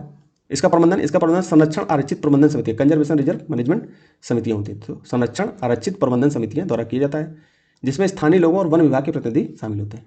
सस्थित यहाँ संरक्षण के साथ साथ स्थानीय लोगों के अधिकारों पर कोई बुरा प्रभाव नहीं पड़ता। यह एक ऐसा मॉडल है जहाँ वन्य जीव और मानववादी सह अस्तित्व में रहती है, मतलब एक दूसरे पर आश्रित रहती है, एक तरीके से अस्तित्व में रहती है, दूसरों को योगदान देती है, नुकसान नहीं पहुंचाती, इस तरह से कुछ है। ठीक है, प्रतिबंध यहाँ उद्योग फैक्ट्री या नया स्थायी निर्माण प्रतिबंधित होता है। तो इसमें स्थानीय निर्माण वगैरह प्रतिबंधित होता है। ताज़ा जानकारी आपकी अपडेटेड जानकारी में, हाल ही में मध्य प्रदेश सरकार ने बैतूल जिले में ताप्ती कंजर्वेशन रिजर्व को राज्य का पहला संरक्षण आरक्षित क्षेत्र घोषित किया। तो ये नया चीज़ है, इसलिए आपको याद रखना है। ठीक, संरक्षण क्षेत्र पूर्णतः गवर्नमेंटेड होता है, याद रखना। और यहाँ पर जनजातियाँ हो सकती हैं। ठीक है, ये नहीं कि संरक्षित क्षेत्र है तो यहाँ पर जो है कोई होगा नहीं, थोड़ा बहुत तो हो सकता है। ठीक है, ताज़ा सरकारी आंकड़ों के अनुसार मार्च 2026 तक के अनुसार भारत में कंजर्वेशन रिजर्व संरक्षण आरक्षित क्षेत्रों की कुल संख्या 115 है। ठीक है, तो ये आंकड़ा मत याद रखना, लेकिन थोड़ा सा याद रखो कि याद ही कर लो 115 है, कहीं कथन के रूप में रखेगा तो थोड़ा सा ध्यान रखना। फिर सामुदायिक रिजर्व, अब मैंने दोनों बता दिया था, लेकिन यहाँ पर पढ़ देते हैं। सामुदायिक रिजर्व क्या होता है, भारत में संरक्षित क्षेत्रों के नेटवर्क का एक अनूठा हिस्सा है, जहाँ वन्य जीव संरक्षण की जिम्मेदारी सीधे स्थानीय समुदाय के हाथों में होती है। ठीक है, इसकी मुख्य विशेषताएं कार्यप्रणाली निम्नलिखित है। निजी या सामुदायिक स्वामित्व, यह केवल निजी या सामुदायिक भूमि पर घोषित किया जा सकता है, जो सरकारी वन क्षेत्र जैसे कि राष्ट्रीय उद्यान या अभ्यारण्य के अंतर्गत नहीं आता है। स्वैच्छिक भागीदारी, इसे तब घोषित किया जाता है जब कोई व्यक्ति या समुदाय वन्य जीवों और उनके आवासों के संरक्षण के लिए स्वेच्छा से अपनी भूमि देने के लिए सहमत हो। ठीक, स्वेच्छा से दे दे, इसलिए कानूनी दायरा इसे वन्य जीव संरक्षण अधिनियम, वन्य जीव संरक्षण संशोधन अधिनियम 2002 के माध्यम से पेश किया गया था, और इसे अधिनियम की धारा 36C के तहत राज्य सरकार द्वारा अधिसूचित किया गया था। ठीक, प्रबंधन, इसका प्रबंधन सामुदायिक रिजर्व प्रबंधन समितियां, वहां पर क्या था, इसका प्रबंधन क्या होता था, कंजर्वेशन संरक्षण अनुरक्षित आरक्षित प्रबंधन समितियां। तो यहाँ कंजर्वेशन है, यहाँ पर सामुदायिक है। ठीक है, सामुदायिक रिजर्व प्रबंधन समितियां। ठीक, तो जहाँ सामुदायिक रिजर्व है तो वहाँ सामुदायिक रिजर्व प्रबंधन समितियां होंगी, जहाँ कंजर्वेशन रिजर्व है तो कंजर्वेशन रिजर्व प्रबंधन समितियां होंगी। इस समिति ने स्थानीय पंचायतों या ग्राम सभा के 5 प्रतिनिधि और वन विभाग का 1 अधिकारी शामिल होता है। तो 5-1 का चलता है, 5-1 का मसाला सीमेंट नहीं। ठीक है, तो 5 का मतलब ग्राम सभा के 5 प्रतिनिधि और वन विभाग का 1 अधिकारी इसमें शामिल होता है। अधिकारी प्रतिनिधि, यहाँ रहने वाले लोगों के स्वामित्व और पारंपरिक अधिकारों पर कोई प्रभाव नहीं पड़ता। ठीक, स्थानीय लोग गैर इमारती वन उपज एकत्र कर सकते हैं। शिकार करना, भूमि उपयोग के पैटर्न में बदलाव बिना समिति की अनुमति के सख्त वर्जित है। वर्तमान स्थिति, मार्च 2026 तक भारत में कुल 220 सामुदायिक रिजर्व हैं। भारत का पहला सामुदायिक रिजर्व नागालैंड में स्थित है, खुनोमा नेचर कंजर्वेशन रिजर्व। ठीक है, तो पहला जो है भारत का पहला जो है सामुदायिक रिजर्व आपका खुनोमा नेचर कंजर्वेशन रिजर्व है। ठीक है, पहला सामुदायिक रिजर्व है। यहाँ पर कंजर्वेशन रिजर्व लिख दिया तो कहीं ऐसा ना हो कि आप भ्रमित हो जाएं, थोड़ा सा याद रखना है इसको। हैं, ये सारे डाटा मैंने अभी नए जो है मार्च 2026 तक के पूरे इसमें डाल दिए हैं। अगला चलते हैं प्रश्नों पर। देखिए, इससे संबंधित प्रश्न जो है बार बार पूछे जाते हैं, इसलिए मैंने इसको बताया भी था आपको कि लगभग हमारा एक प्रोग्राम चल रहा है फ्लोरा एंड फौना में 45+ सीरीज हम लोग फ्लोरा एंड फौना की ऐसी लाएंगे जो एक एक वहाँ से यूपीएससी हर साल प्रश्न पूछता है। तो जैसे यहाँ पर चमगादड़ है, मधुमक्खी है, पक्षी है, इनके बारे में भी जानकारी हम लोग लेते हुए चलेंगे। तो इस तरह के प्रश्न और भी कई बार पूछे गए हैं, देख लीजिए आप पॉज करके, इसको भी पॉज करके देख लेना, अभी मैंने बताया भी था। ठीक है, ये देख लीजिए इस तरह से, तो ये चलता रहेगा इस तरह से। तो इसको करते हैं, जीवों के निम्नलिखित प्रकारों पर विचार कीजिए। चमगादड़, मधुमक्खी, पक्षी, निम्नलिखित में से कौन सा परागणकारी है, मतलब परागण कौन करते हैं। तो आपको इसमें तो कोई चीज़ बतानी नहीं है। परागण का मतलब क्या होता है, एक पेड़ से दूसरे पेड़ में पॉलिनेशन की प्रक्रिया जब होती है, तो यहाँ पर कोई जीव बैठा होगा, आप भी हाथ रख दोगे यहाँ, उठ करके यहाँ डाल दो हाथ, तो इससे भी परागण हो सकता है। ठीक है, तो लेकिन कुछ इसमें ऑप्शन दिया हुआ है, तो उसको हम देखते हैं कि चमगादड़ आपको पता है इस पेड़ में भी बैठेगा, इस पेड़ में भी बैठेगा, तो परागण होगा। मधुमक्खी भी यही काम करती है, पक्षी भी यही काम करते हैं। ठीक है, फिर हवा भी काम करती है, पानी भी काम करता है, तो ये सब एक दूसरे का परागण के लिए काम करती है। तो इस तरह से ये तीनों सही होंगे। ठीक है, इसमें सिंपल है, ये तो पॉलिनेशन है, सिंपल। कभी कभी यूपीएससी प्रश्न रख देता है 1 2 3 सही है, इस तीनों के बारे में हमने बता ही दिया। अब इसमें कोई ऐसी चीज़ अलग नहीं है जिसको हमने बताना चाहिए। हालांकि पढ़ देते हैं कि चमगादड़ रात में खिलने वाले फूलों के परागण में महत्वपूर्ण भूमिका निभाते हैं, इसे चिरेप्टोरोफिली कहा जाता है। ठीक है, मधुमक्खियाँ दुनिया के सबसे प्रमुख परागणकारी है, वे लगभग 30% वैश्विक फसलों के परागण के लिए जिम्मेदार है। मैंने कहीं पर पढ़ा था कि आइंस्टीन ने एक बार बोला था कि अगर मधुमक्खियाँ खत्म हो जाएं तो मुश्किल से 70 साल मनुष्य जीवित नहीं रह पाएगा। मतलब कुल मिला के फसल खत्म हो जाएंगी, सब कुछ खत्म हो जाएगा। पक्षी, कई पक्षी जैसे हमिंग बर्ड, सनबर्ड फूलों का रस नेक्टर पीते समय परागण में सहायता करते हैं, इसे आर्निथोफिली कहा जाता है। ये सब याद करने की जरूरत नहीं, बस इतना सिंपल यूपीएससी ऐसे रखेगा, ज़्यादा कठिन अंदर जाकर के नहीं पूछेगा। अब परागण की प्रक्रिया कैसे होती है थोड़ा इसका देख लेते हैं। पॉलिनेशन वह प्रक्रिया जिसमें पौधे नर भाग, जिसको हम पराग कोष बोलते हैं, एंथर बोलते हैं, एंथर से परागकण, जो परागकण होंगे उसको पॉलिन ग्रेन बोलते हैं, से निकल कर मादा भाग वर्तिकाग्र, जिसको स्टिग्मा बोलते हैं। तो ये एंथर जो है, एंथर स्टिग्मा से मिलेगा, तो एंथर में क्या होगा, उसका परागकण होगा, जिसको हम पॉलिन ग्रेन बोलते हैं, और स्टिग्मा उसको क्या करेगी, एक्सेप्ट करेगी। ठीक है, तो यह पौधों में प्रजनन के लिए एक अनिवार्य है, क्योंकि इसी के बाद निषेचन फर्टिलाइजेशन होगा। मतलब यहाँ पर कोई कण पाया जाता है, ये पक्षी के द्वारा, इसके बाद स्टिग्मा मतलब दूसरे पेड़ में, मान लो पेड़ है, ठीक है, ये पेड़ है और ये आपका ये भी पेड़ है, तो ये दूसरों से एक दूसरे से क्रिया कराएगी, पॉलिनेशन होगा, फर्टिलाइजेशन होगा, जिससे फल तैयार होंगे। मुख्य रूप से परागण 2 प्रकार का होता है, एक स्वपरागण खुद से ही हो जाता है, जैसे जब परागण उसी फल के स्टिग्मा या वर्तिकाग्र, स्टिग्मा इसको बोलते हैं, अभी लिखा भी था, पर यह उसी पौधे के किसी दूसरे फल पर गिरते हैं। ठीक, जैसे गेहूं, चावल, टमाटर। ठीक, आपको पता है कि ये पॉलिनेशन खुद ही हो जाता है इनका। पर परागण, जब एक पौधे फूल के परागण उसी प्रजाति के किसी दूसरे फूल के स्टिग्मा या वर्तिकाग्र पहुंचते हैं, इसमें बाहरी माध्यमों वाहकों की आवश्यकता होती है। ठीक, फिर आगे देखते हैं परागण के माध्यम क्या होते हैं। परागणों को एक स्थान से दूसरे स्थान तक ले जाने के लिए 2 प्रकार के कारक होते हैं, एक जैविक कारक, एक अजैविक कारक। जैविक कारक में जीव जंतु जितने होंगे वो आएंगे, जैसे मधुमक्खियाँ हैं, तितलियाँ हैं, पक्षी हैं, चमगादड़ हैं। ठीक, अजैविक कारक में जैसे निर्जीव माध्यम होंगे, जैसे कि वायु होगी, जल होगी, इस तरह। परागण क्यों, यह पौधों की अगली पीढ़ी तैयार करने और उनके अस्तित्व को बनाए रखने के लिए आवश्यक है। ठीक है, अगर नहीं होगा तो धीरे धीरे वो खत्म हो जाएंगे। दुनिया के लगभग 30% फसलें, अधिकांश जंगली फूल परागण पर ही निर्भर होते हैं, इसके बिना बीजों और फलों का उत्पादन संभव नहीं है। मान लो कि अगर परागण ना हो तो यहाँ पर पेड़ ऐसे बना रहेगा, कुछ समय बाद ये पेड़ खत्म हो गया इसका अस्तित्व। अब दोबारा ये, जैसे हम लोगों इंसानों में भी होता है, जीव जंतुओं में भी होता है, अगर फर्टिलाइजेशन ना हो तो उनका वंश आगे नहीं बढ़ेगा। तो इस तरह से ये चीज़ें होती रहती हैं। अब क्या होगा कि जैसे मान लो कि परागण होगा तो इसमें फूल होंगे, फूल तो क्या होंगे, फिर दूसरा पौधा उगेगा, फिर इसी तरह से होगा तो दूसरा पौधा बन गया, इस तरह से होता रहता है, ये प्रक्रिया चलती रहती है। आगे चलते हैं। निम्नलिखित में से कौन सा एक प्राणी समूह संकटापन्न, मतलब इंडेंजर्ड, इंग्लिश में जब भी ऐसे हिंदी प्रश्न आए हिंदी में, तो तुरंत इसको इंग्लिश में आपको देख लेना, इंडेंजर्ड। अब IUCN में क्या इसकी स्टेचर है, इंडेंजर्ड में। ठीक, जातियों के संवर्ग के अंतर्गत आता है। ठीक है, कौन सा वर्ग, अब इसमें से जैसे महान भारतीय सारंग, कस्तूरी मृग, लाल पांडा और एशियाई वन गधा, कश्मीरी महामृग, चीतल, नीलगाय और महान भारतीय सारंग, हेम तेंदुआ, अनूप मृग, रीसस बंदर और सारस क्रेन, सिंह पुच्छ मेकाक, जिसको लाइन टेल्ड मकाकू बोलते हैं, नीलगाय, हनुमान लंगूर और चीतल। अब ये इन सब के बारे में मैंने क्लास लगभग बना रखी है, और भी इनमें बनाऊंगा, मतलब कई जो है जानवरों की बना रखी मैंने, तो उनको मैंने IUCN स्टेटस भी उनका बता रखा है। तो आप इसको जब देखोगे तो समझ में आपको आ जाएगा, तो आप मेरी वो सीरीज देख करके आप इसको समझ सकते हो। तो इसमें महान भारतीय सारंग के बारे में दिया हुआ है, ग्रेट इंडियन बस्टर्ड के बारे में, हिंदी में इसको सारंग लिख दिया, लेकिन मैं इसको गोडावन बोलते हैं, ग्रेट इंडियन बस्टर्ड गोडावन। ठीक है, तो आपको पता होगा कि गोडावन को, तो आपको पता होगा कि इसको तो इंडेंजर्ड में ही रखते हैं। ठीक है, तो इस आधार पे हम एक को ही मान लेंगे। ठीक है, सिंपल, क्योंकि ये जब तक जानकारी नहीं होगी आपको नहीं कर सकते हो। ठीक है, तो इसमें किसी एक वर्ग के बारे में पूछ रहा था, तो हमने एक को पकड़ा और आराम से इसको पहुंचा दिए। ठीक है, बाकी वन्यजीव गधा भी इसी में आएगा, कस्तूरी मृग भी आएगा, लाल पांडा भी आएगा, इस तरह से। ठीक है, और भी इसके बारे में हम लोग पढ़ेंगे। इनको जो है आप थोड़ा सा देख लेना, आगे हम लोग क्लास बनाएंगे उसमें दिखाएंगे। तो IUCN की रेड लिस्ट पर आधारित जो प्रजातियों के विलुप्त होने के जोखिम को वर्गीकृत करता है।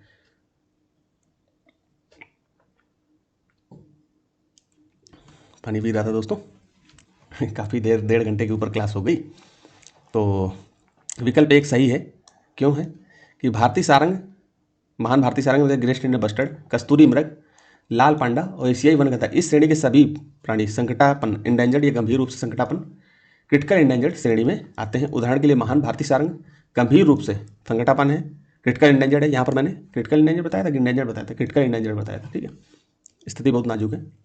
जबकि लाल पांडा और कस्तूरी मृग लुप्त प्राय प्रजातियों की श्रेणी में शामिल होते हैं, ठीक है। डाटा है दोस्तों, कभी कभी ऊपर नीचे होता है, तो आप उसको लेकर के वो ना होना, बाकी आप लोगों को याद करना है इसको।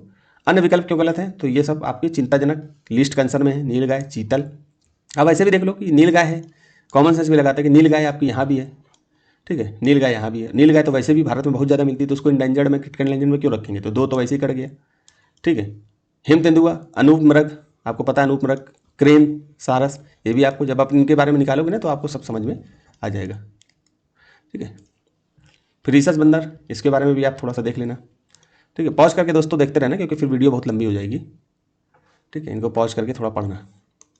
ये मैंने सारी चीज़ें दे रखी है, हालांकि इसकी क्लास भी मैं अलग लाता रहूँगा, ठीक है। ये दिया हुआ है, जैसे यहाँ पर ये 3 प्रजातियाँ हैं, थ्रेटेंड कैटेगरी वालों को ज़्यादा ध्यान दीजिए, वल्नरेबल, इंडेंजर्ड, क्रिटिकल इंडेंजर्ड, ठीक है। ये मैंने अलग से कई बार बता रखा है, तो इसको यहाँ पर हम एक्स्ट्रा नहीं बताएंगे, ठीक है। तो ये 3 चीज़ों को हमको ध्यान देना होता है, ये प्रजातियाँ, थ्रेटेंड प्रजातियाँ। संगठन IUCN जो है सरकारों और संगठनों को पर्यावरण नीतियों, कानूनों और सर्वोत्तम प्रथाओं को विकसित करने में मदद करता है।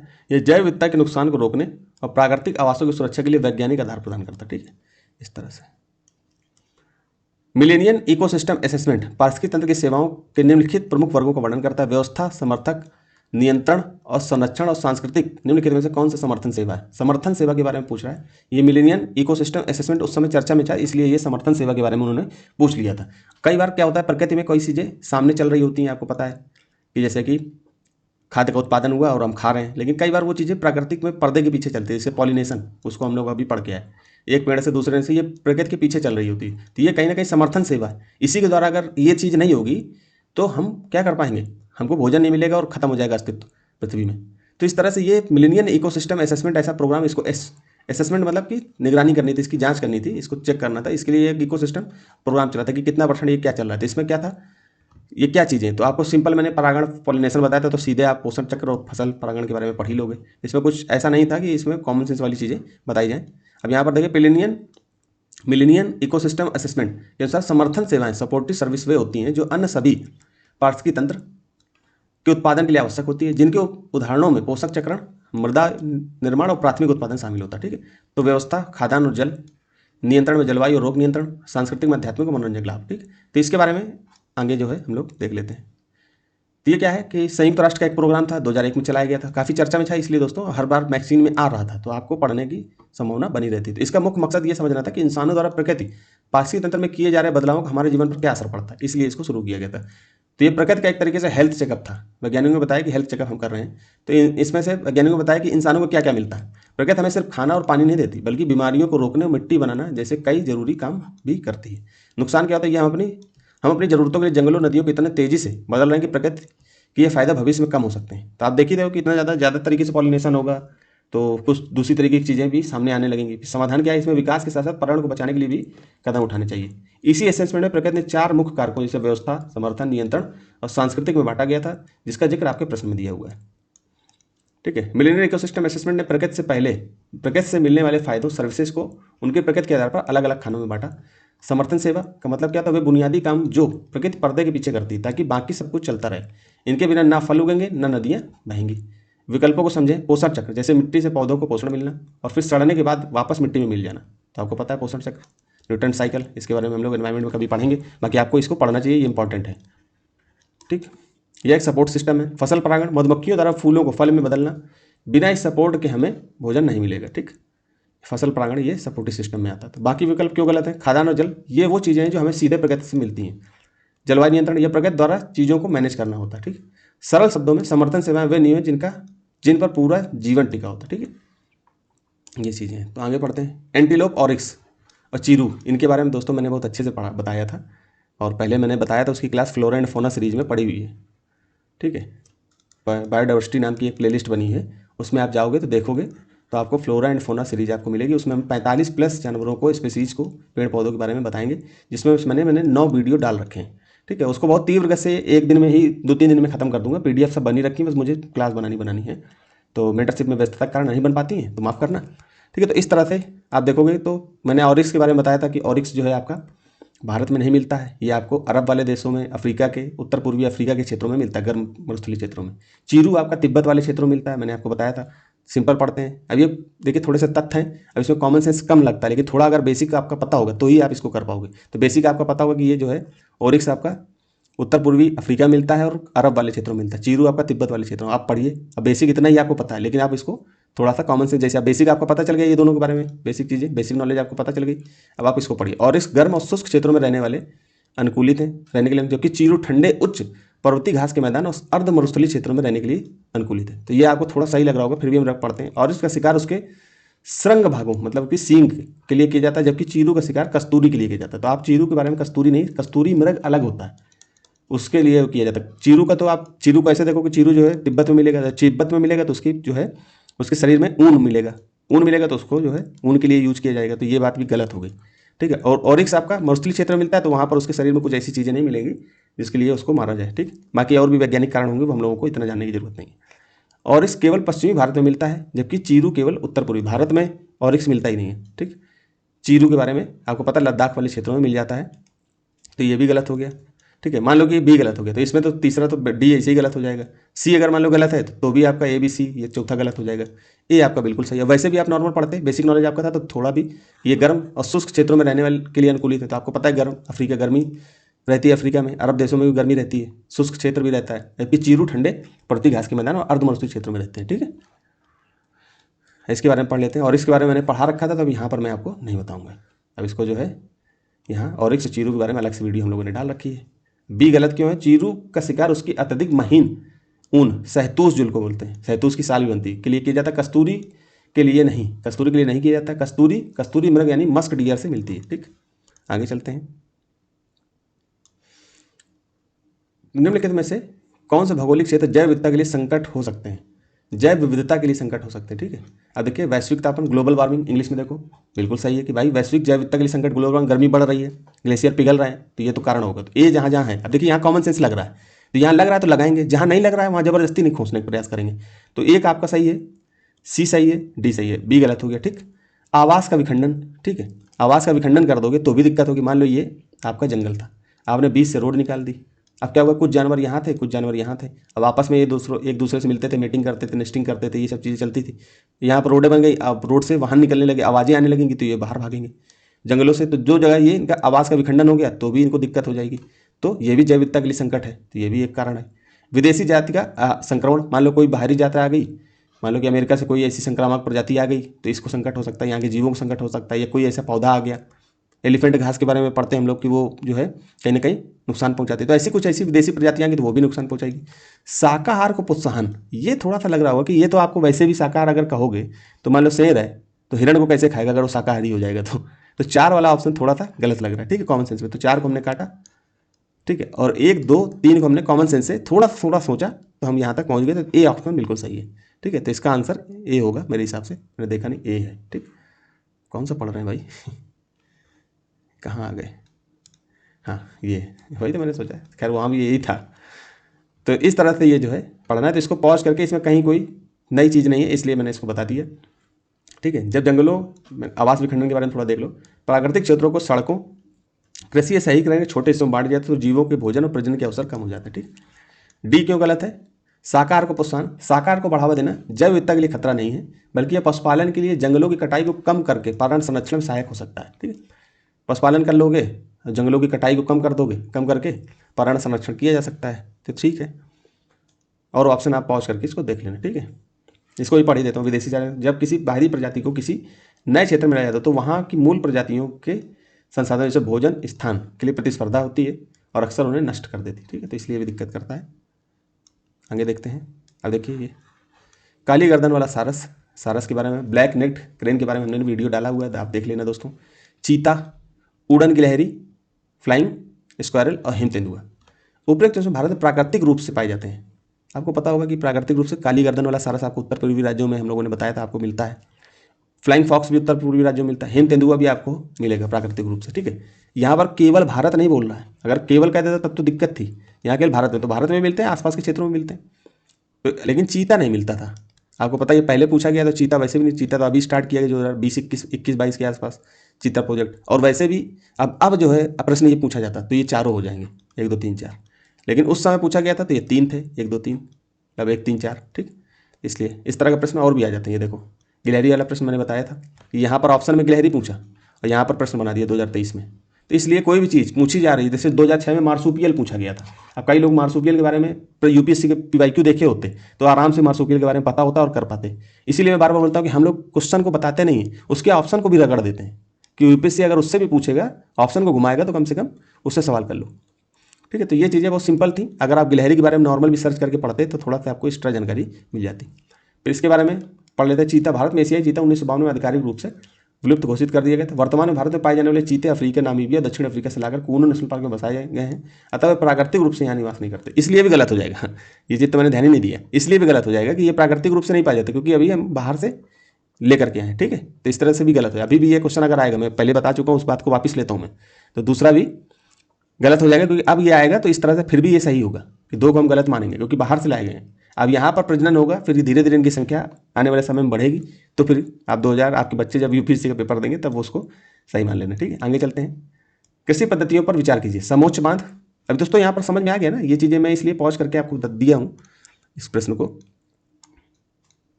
यहाँ पर देख लेते हैं, ये प्रश्न है, ठीक है, 97 नंबर।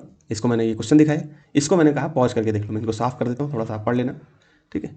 इसके बाद ये था, इन जीवों के बारे में अलग से वीडियो हमने डाल रखी पड़ी हुई है, और बाकी और भी जीवों के बारे में एक्स्ट्रा वीडियो डालेंगे, आप देख लेना, ठीक। फिर आगे चलते हैं।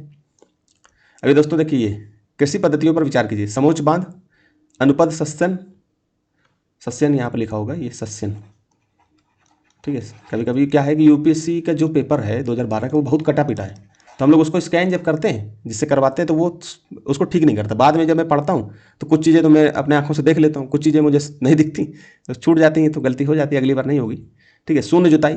तो वैश्विक जलवायु परिवर्तन के संदर्भ में उपरोक्त में से कौन सा मृदा में कार्बन प्रच्छादन या संग्रहण में सहायक है? सेक्वेस्ट्रेशन, कार्बन पृथक्करण में सहायक है, ठीक है। तो इसमें देखते हैं इसको, ये एनसीईआरटी मैंने अच्छे से पढ़ाई थी दोस्तों, उसमें आपको बताया था, ठीक है, बहुत अच्छे से बताया था, 7th क्लास के एनसीईआरटी, 8th क्लास के एनसीईआरटी में, तो इसके बारे में हम लोग पढ़े थे। तो आपको इसमें अगर वहाँ अगर आप ठीक से पढ़े होते तो ये आराम से कर लोगे। तो कार्बन पृथक्करण का मतलब क्या होता है? सिंपल, आप पहली बात तो आप इसको आंसर दीजिए, अब मैं आपको बता देता हूँ, पॉज करके आपने आंसर दे दिया होगा। अब जैसे खेती है, तो खेती में क्या होता है, खेत में कार्बन जो है पदार्थ मिलते हैं, जैसे पेड़ों पर कोई फसल उगी और ये यहीं पर डिस्ट्रॉय हो गई, तो यहीं पर कार्बन के अणु मिलेंगे। फिर क्या होता है, कई बार खेती कर दी जाती है एक दूसरे से। शून्य जुताई में क्या होता है, अब इसमें समोच्च बांध में क्या होता है, जैसे कि बांध बनाकर खेती करी जाती है। अब मैं आपको दिखाई देता हूँ यहाँ पे, आंसर तो आपको पता ही चल जाएगा, इस तरह से खेती की जाती है, ठीक है। अब सीखना ही है तो थोड़ा सा देख लीजिए यहाँ पे, इस तरह से। अनुपद सस्यन में क्या होता है, इस तरह से। और जीरो शून्य टिलेज, पारंपरिक जुताई न करने से मिट्टी की परतों में। तो इस तरह से मैं तीनों को पढ़ ही देता हूँ एक बार, ये तीनों सही होंगे, इसका आंसर तीनों है, ठीक है। इसको बता ही दिया मैंने, पढ़ देता हूँ। वैश्विक जलवायु परिवर्तन के संदर्भ में ये तीनों कृषि पद्धतियां मृदा मिट्टी में कार्बन प्रच्छादन, कार्बन सेक्वेस्ट्रेशन या संग्रहण बढ़ने में प्रभावी भूमिका निभाती है। समोच्च बांध, यह विधि पहाड़ी या ढालू क्षेत्रों में मृदा अपर्दन, इरोजन को रोकती है। मिट्टी की ऊपरी परत जो कार्बन से भरपूर होती है उसे बहने से बचाकर यह मृदा में कार्बन के स्तर को बनाए रखने में मदद करती है। तो ऊपर रोक दिया जाता है पानी, तो जो कार्बन से जो ऊपर की मिट्टी होती है भाई के नीचे नहीं आती, और उस मिट्टी में कार्बन के तत्व बहुत ज़्यादा मिलते हैं। तो समोच्च बांध जो है कार्बन स्टोरेज में, कार्बन संग्रहण में फायदा करते हैं, ठीक है। अनुपद सस्यन में, इसमें एक फसल की कटाई से पहले दूसरी फसल लगा दी जाती है, मतलब ये वाली फसल कटाई की गई और दूसरी यहाँ लगाते चले गए। इससे खेत साल भर पौधे या अवशेषों से ढका रहता है, जिससे बायोमास बढ़ता और मिट्टी में अधिक कार्बनिक पदार्थ जमा हो जाते हैं, ठीक है। फिर हम यहाँ देखते हैं शून्य जुताई। पारंपरिक जुताई न करने से मिट्टी की परतों में हलचल कम होती है, जिससे मिट्टी के अंदर जमा कार्बन का ऑक्सीडेशन धीमा हो जाता है। कार्बन वातावरण से मुक्त होने के बजाय मिट्टी में सुरक्षित रहती है। तो तीनों कारण हैं इसके, सिंपल थे इसलिए दोस्तों, ज़्यादा नहीं बताया मैंने, ठीक है। इसके बारे में पढ़ते हैं। यदि किसी महासागर का पादप प्लग फाइटोप्लैंक्टन किसी कारण से पूर्णतः नष्ट हो जाए तो इसका क्या कारण है? फाइटोप्लैंक्टन, इसके बारे में आपको मुझे कमेंट करके बताना कि इसका आंसर क्या होगा। तो फाइटोप्लैंक्टन का कौन खाता है? मछली खाती है, ठीक है। तो मुझे इसमें कार्बन सिंक के रूप में महासागर का प्रतिकूल प्रभाव पड़ेगा, तो हमें नहीं पता है, हम इसको रोक के रखते हैं। महासागर की खाद्य श्रृंखला पर प्रतिकूल प्रभाव पड़ेगा, तो बिल्कुल बात पड़ेगी, तो 2 तो बिल्कुल सही है। तो 2 जहाँ जहाँ है उसको सही मानते हैं, या तो ए सही होगा, या आपका 2 सही होगा, या तो डी सही होगा। 3 को हम गलत मानते हैं, ठीक। महासागर का जल घनत्व प्रबल रूप से, पहले देखिए प्रबल रूप से, थोड़ा तो एक्सट्रीम लग रहा है लेकिन हम लोग इसको छोड़ देते हैं, घट जाएगा। तो महासागर का घनत्व से इसका क्या लेना देना है, ठीक है, घनत्व से इसका कोई लेना देना खास नहीं है। तो 3 को हमने काट दिया, यहाँ पर काट दिया, तो या तो 2 होगा या तो 1 2 होगा। तो 2 तो बिल्कुल सही था, 1 में आपकी गाड़ी लटक गई। तो कार्बन सिंक के रूप में महासागर का प्रतिकूल प्रभाव था। अब कार्बन सिंक का मतलब क्या होता है, जो उसमें पेड़ पौधे फाइटोप्लैंक्टन क्या होते हैं, तो ये महासागर है, महासागर में फाइटोप्लैंक्टन छोटे छोटे पौधे होते हैं, तो कार्बन सिंक का काम ये पौधे करते हैं। तो ये जब हो जाएगा तो कार्बन सिंक पर प्रतिकूल प्रभाव पड़ेगा ही पड़ेगा। तो 2 भी, पहला भी सही होगा। तो इस तरह से 1 2 सही है, ठीक। अब इसको पॉज करके दोस्तों पढ़ लेना है, इसलिए क्योंकि अब वीडियो जो है बहुत ज़्यादा लंबी हो जाएगी, क्योंकि क्लासें लंबी होती हैं। अगर हम सब कुछ पढ़ाने लगेंगे, इसमें कुछ एक्स्ट्रा नहीं, ऐसी चीज़ें नहीं होती कि जिसको दिक्कत करें, ठीक है। जो दिक्कत करती है उसको बता देता हूँ। हालांकि तीसरा ऑप्शन गलत है, उसको बारे में थोड़ा पढ़ देते हैं। तो महासागर के जल का घनत्व तो मुख्य रूप से तापमान और लवणता पर निर्भर करता है, ना कि पादप प्लव की उपस्थिति। इसलिए इनके नष्ट होने से जल के घनत्व पर कोई प्रत्यक्ष या प्रबल प्रभाव नहीं पड़ेगा, ठीक है। इसलिए तो अब अगला पढ़ते हैं। अभी आखिरी शायद प्रश्न है। कुछ वर्ष पहले तक गिद्ध, जो आपको गिद्ध भारतीय देहातों में आम दिखाई देते थे। आपको पता है कि बचपन वगैरह में हम लोग गिद्ध को देख लेते थे कभी कभार जंगलों में आते जाते, किंतु आजकल कभी कभार ही नजर आते हैं। इसकी स्थिति के लिए उत्तरदायी कारण क्या है? तो ये सिंपल है, आपको पता भी होगा, हालांकि इसका आंसर दीजिए मुझे। डीडीटी इसका बहुत बड़ा कारण है।